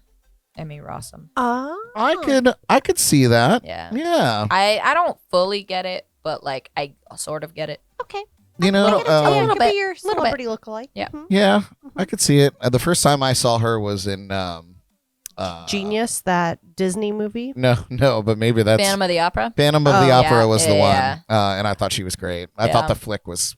I Yeah, thought that they she did a was- really good job. Yeah, She was a really good Christine. It was good. The whole musical is crazy though. It's so extra. The whole in so concept many is ways. really insane. I saw it on honestly, I think that was the first Broadway show I ever saw because I went to New York with my choir in high school. And our director booked us to see Phantom of the Opera and then Mamma Mia like Oh no! days afterwards and I was like, Mr. Paul, You got to turn that around. why would you do this? It's like you're gonna get us hooked on Broadway, and then you're gonna make us hate Broadway. Yeah, and then you're gonna make us drag line. Oh man. Well, Summer, hit it. Not to make light of that, because yeah, that was maybe it was a scheduling issue, I was gonna but say, yeah, maybe that's see just the Mamma way the Mia cookies first, crumble. and then yeah. Primo. See Mamma Mia first, hate your life a little bit, and then go see Phantom of the Opera, Wicked, like I was gonna say, then go see Wicked and let your Yeah, mind be blown. Hamilton, that any of soundtrack those. is on another planet, man. Yeah, Anyway. I did see Wicked on the West End, so that was, Oh yeah. When we were in London, we wanted to. We were thinking about it. We just our time constraint didn't Yeah. allow us to go, It's but so when much. we walked by it's it, so much cheaper than Broadway. yeah, just in yeah. general. I'm sure it was closed for renovations anyway. Probably. Seriously, when we I'm were pretty there. sure there was scaffolding. There was Yeah. scaffolding on everything when we Everything. were there. This is Yeah. years ago now, but That's like great. London's architecture is under construction. All at the same time. everything, Yeah. Big Everything. Ben, Parliament, Oh, yeah, the yeah. Royal Albert Hall, everything had scaffolding So around you it. you were there 2017? Yeah. Yeah, that's exactly Oh my right. god, I that's went- wild. yeah, yeah. Creepy. Well, because I know I lived there in 2015 and then I went back in 2017. Oh, yeah, and so you were there, too. Big Ben was. It was under wild, construction. man. It was Yeah. wild. We had a good time though. Yeah. Got some wicked scaffolding photos. We did of everything. Our timestamp is definitely written in stone, Yeah. marked in Everything, history. even the museums. I Couldn't was even like, lie come about it if we on. wanted to. Yeah. Well, Summer, hit us with your shameless plugs. Anything that we need to be looking out for. Where can we find you? You know the drill. You can find me on Instagram at SummerstormGill. That is not a fake name. That is quite legally. It is my legal name. It is on my birth certificate. Wow. Nobody believes that, but it is true. Having met your parents, totally yeah, believe it. yeah. Love them, by the So way. at SummerstormGill, that's where I post the most frequently. You can find me on Facebook at facebook.com/SummerGillMusic or my website summergill.com. I released those 4 songs this year. probably towards the end of the year, I'll be releasing some more that I guess this is like a teaser. I can't technically talk about it yet. All right, come on, give us that exclusive. Yeah, We're digging for it. I played one of them tonight that I will hopefully be working on soon. I was trying to take like a little bit of a break from the studio, so Brian and Jeff don't want to kill me. Fair enough. But yeah, I that's about it for right now. I have some stuff in the works, but nothing set in stone. So if you want to follow me on social media, that is probably the best option. And I've been told I'm funny sometimes, so you do have some zingers, man. Yep. TikTok too. Your TikToks are yeah, awesome. the TikTok is great. Yeah, we love them. Another shameless plug to piggyback. Come and see Summer and I. Oh, true. One after at another, Blue August Point. 23rd. It's a random Monday afternoon. Just but, get blasted all Monday. Yeah. Monday fun day. Monday fun if day. you will.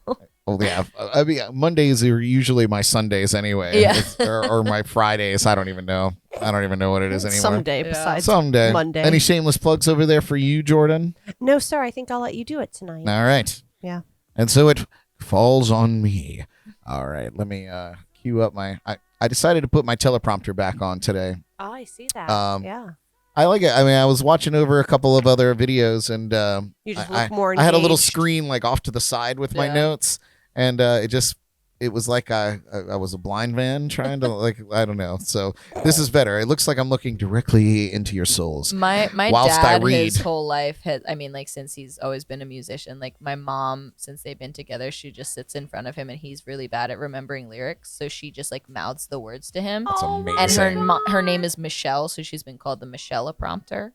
Like their entire relationship. Oh, the Michelle prompter. And he can Is just that not the cutest goddamn thing you've ever Yeah, that That's makes me want to amazing. throw up. So wait, so he can just read her like what she will mouths to him. for certain songs she's kind of been known for like having whole choreography and like dance moves, like American Pie, since there's like 87 verses. Ah, yes. She has a whole choreography to it and like sign language Oh my so that he can God. remember. And whenever he used to do this solo and then I came along, but what's it called? The Lion Sleeps Tonight. She doesn't mouth the words. I mean, they're fairly easy. Yeah, but she'll sit in the corner making like jungle noises. Yeah. Michelle prompter. So she I- has her part. She plays her part. I need to get out and see your dad again. I Yeah. always enjoy like whenever he was at like Vine and Barley, Yeah. and I would happen upon Vine and Barley that night, and They I'd haven't see him closed there. yet, but rest Well, in not even peace, that Vine and Barley. Barley, the one in St. Lucie West. Oh, I've seen him yeah, there yeah. a couple of times. I've Yeah, seen him yeah. at Dolphin Bar a couple of times. Mhm. And like every song he plays is just like, oh, yeah, that's my song to my Yeah. heart. I appreciate that. And just all those great old tunes I Yeah. love. No, your dad's the best. Yeah. Michelle prompter. It's amazing. Yeah, that's good. Oh my gosh. All right. Well, let me dive into it here, you guys. First of all, of course, as always, I'd like to thank all of you for tuning in live with us tonight. Again, if you're not here with us live, we invite you to join us for a Wednesday at 8 p.m. Eastern on Facebook or YouTube, or soon to be all kinds of other places, but that's to be announced. You guys, we'd love for you to be a part of the fun. However, if you are tuning in right now, please subscribe to our YouTube channel. Please like, follow, and share wherever you can. On YouTube, we've actually smashed our 100 subscriber goal. I think we have 104 right now, so we were able to get our very own personal URL. So we have youtube.com/jams and cocktails podcast. Yes, I'll take that applause. It was a big milestone. We're very, very happy that we finally made it there. So thank you all so much. You guys, don't forget to check out the JNC podcast mobile app. It is available for free wherever you get your apps. You can listen or watch the show on the app. You can tune into JNC Radio for great local and indie music. You can find out where all the Treasure Coast music is going down with the TC Nightlife Entertainment Calendar and more. Go and get it today. Yes. Love that app. I do want to send a huge shout out to our sponsors and partners at the Code Rum, tcnightlife.com. We love you, Todd and Laura. The Sneaky Tiki in downtown Stewart, Hop Life Brewing, Jeff at Treasure Coast Entertainment, Zach at Parklet Films. That's what we're talking about right now for Zach, and Snorkel Corn. But we're pushing Parklet Films. Paul at the Drums and Rums podcast, and Drizzly. No, I think you should just replace it with me just going. Yeah, record that. Done. Sound clip taken. And I'll do the womp, womp, womp. Dynamite. Perfect. Dynamite. You guys, if you'd like to be a sponsor of the show, we're putting together a new, simpler sponsorship program to get your logo right here on the brick wall. There are some spaces that could go. That one belongs to me. I'm tired of paying for it. So please buy that spot. It's the best spot. I don't have any money, but can I just put my selfie up there? Oh. We could put your selfie right there. Okay, perfect. We'll put it right in Yeah. between there. just a little like Just a Polaroid. little sneak peek. And you guys, we're also doing if you have less money, but you have cool hats, we're also doing a hat sponsorship. So you can reach out to me. I love hats. I love wearing them on the show. So you can read the writing on the wall. No pun intended. But reach out to me for details on that by visiting jncpodcast.com. We'd love to hear from you. You guys, in 2 weeks, we will officially be launching our Jams and Cocktails Roku channel. But if you have a Roku stick or Roku TV, you can add our channel now. If you do, we just ask that you give us a 5-star rating. One thing that I noticed is that I was the first one to rate it, obviously 5 stars. Yeah, duh. And it was rated 5 stars. Then somebody else rated it 5 stars, and I dropped it down to 4 stars. I realized that it drops the stars the more ratings you get until those ratings continue. So it's like the average of what they're rating and how many have rated. Well, that doesn't make any sense. Exactly. I've always been really bad at math. I for sure got a 1 on the AP statistics exam. I mean, that might have been on purpose because I didn't like my teacher. But that doesn't sound like it makes any sense. Well, Yeah. whatever sense it's making, or unless we're getting some people that just hate our guts. Can and you they're- review the ratings? Nope. You just see how many people have rated it and then what the ratings are. Currently, we're at 4.5 stars. Okay. So- Well, we'll take that. We'll take fair. that. We're good. Yeah. We're good. We swear we're at least. We have more we're at stars. least- Wait. We have more stars than 2020. Hold on. So you have 2 5-star ratings and you're at 4.5 stars? We have 4 ratings of unknown. I know for Oh. sure there's 1 5-star rating. Oh, so 'Cause you that was me. can't. So you can't, You can't see what see the other what they've ratings rated are. us, Oh, yeah. so it's not like an Apple. No. Okay, It's gotcha. all Well, incognito. Yeah, it sounds very, like we very have fancy. Crappy fans. Well, that's huh? okay, No, you guys. We're at 4.5 stars. I'll go fight those we're- people yeah. for we're, you. we're at least a 3-star show. Well, so thank you I think guys. we're doing good. Now we're taking the app off the Roku. Thanks a lot. No, but seriously, it's a lot of fun. We're working on ways to be able to stream live to that. So, we're getting dangerously close to television. Hair whatever. flip. But there it is. Will you get? What if you did like a public access, like a Between Two Ferns type moment? I will personally provide the plants. okay, good to know. It doesn't have to be. It doesn't have to be ferns. I can get you 2 like fiddly figs. Fiddly fig. Between 2 figs. Between 2 figs. I think we could do it. I'm in. Anyway, you guys, please go and install that. We will be officially doing a launch for it, as I mentioned, in the next couple of weeks, because we are ending, finally, for God's sake, season 1 of this show and embarking on season 2, which is going to be a really cool journey. And we're going to have a lot of people back to do a lot of yammering on about cool stuff. So there's that. Anyway, you guys, be sure to check out Brad Brock's one-man band show performances at bradbrock.com. I'm not going through them all. Not today. Far too many. But bradbrock.com, check it out. I know for sure I will be at the Square Grouper in Fort Pierce with Justin Mandel tomorrow night at 8 p.m. Weather permitting, of course. It's been real weird out there this week, so, So damp. yes, so damp. So Very moist. Anyway, to mention again, Love in ASMR. 2 weeks' time, we'll officially be ending an 82-week podcast season. 82 weeks in a row, we've been sitting here. And as I mentioned, we'll be coming back with a new focus and a spruced-up format that we're super excited about. Next week, we'll be hanging with local rockabilly artist Rivercat and sending off our first season, Into the Sunset. Who writes this shit? Me. It's me. So be sure to join us, you guys. This has been my Shameless Plug.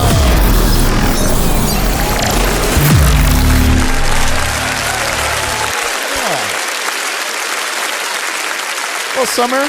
I'm a little sad I didn't get shot collared. Oh, shit. We forgot to do that. Yeah. I didn't have it written in my notes. You want to do a quick round? We could. Yeah, let's do a quick round. Are we going to eat the peanuts? Oh, Oh, my there's God. so much to peanuts. do. There's Wait, so okay. much- I'd rather eat the peanuts than the shot collar. Okay. Okay. Oh, dear. All We'll right. finish with the peanuts. All right. Jordan, do you know where they are? Yeah, I'm going to go retrieve them. Jordan's going to go and grab them.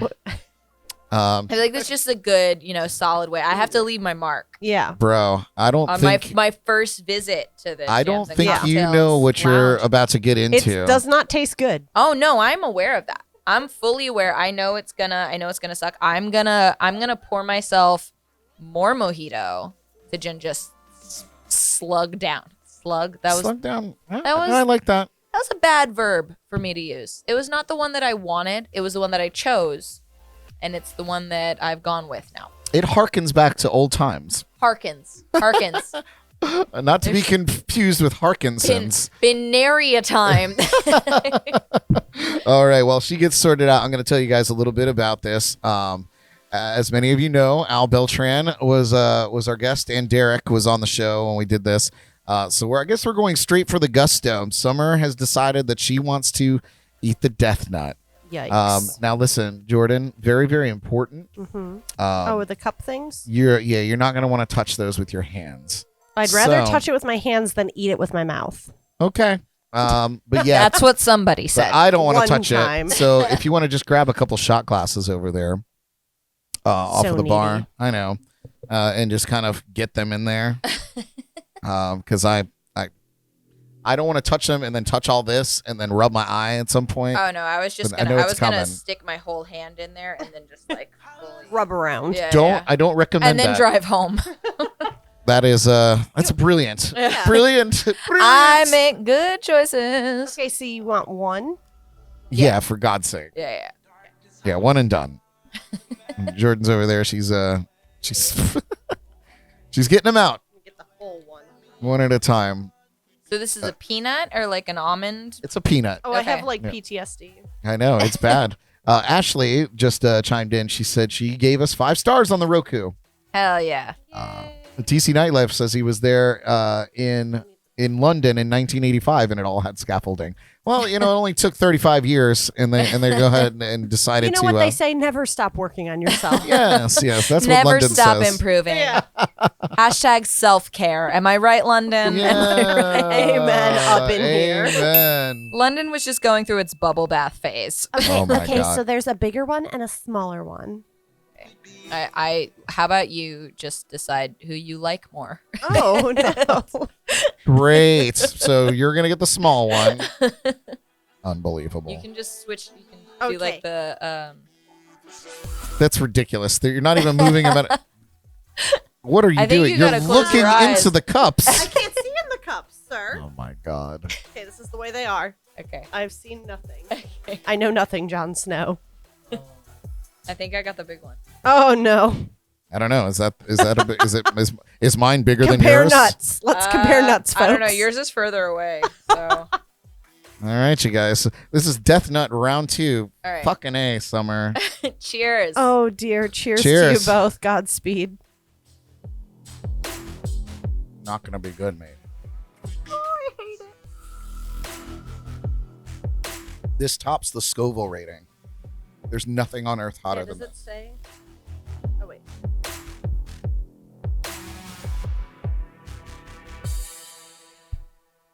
She's trying to pull a Lorde. Oh God, I got the hiccups. A Lorde right now. What says? Oh Oh. God. Caution, extremely hot. Wear gloves. It'll get you yet. Oh God, I got the hiccups. That's real. Oh, no. Oh my God. Oh, dear. Ooh. Oh. And it's not a pleasant taste. Oh God.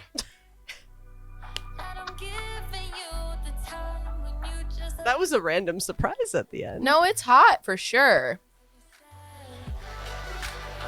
It hurts, but I feel like it's not. It's hard to tell if it's gonna linger. Ask the Cranberries. What? The Cranberries? The band or the drink? You have band. to let it linger. You Yes, have you to. You have to let it linger. Oh my God. It was not my no. best idea. It was not my best idea. What does it say? I'm a little mad that 16 million Scovilles. Okay. Capsaicin crystals. Okay, so that's only 1 million more than I thought. Yeah. Holy shit. You guys are getting a sweet surprise in here. Yeah. Congrats, everyone. Is there almond milk in the house?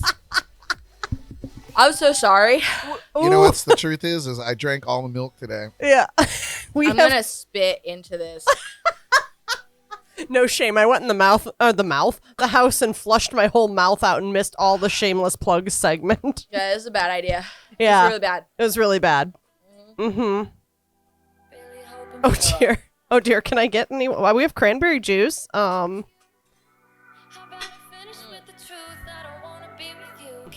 I like flushed my mouth out. I was like, It gets worse. It Yeah. does. It's like, it's a slow, holy fuck. Jesus Christ. It's a slow release. It's a slow burn. Like Casey Musgraves. Slow burn. Yep.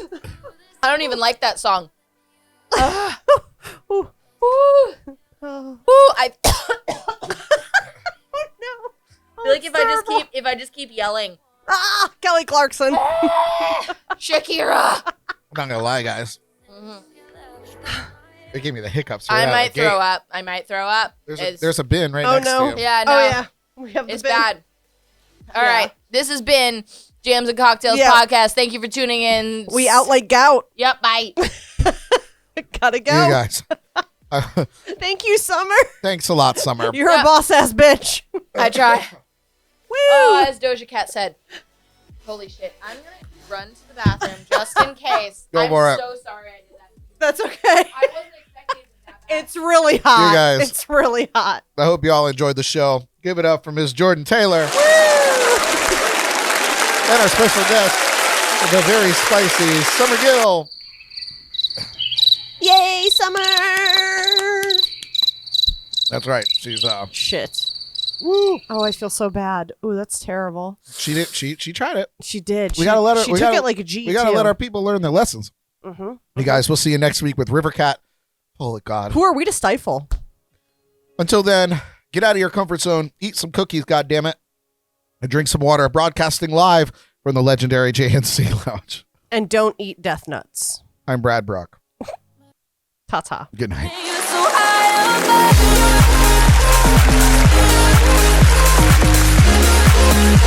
above.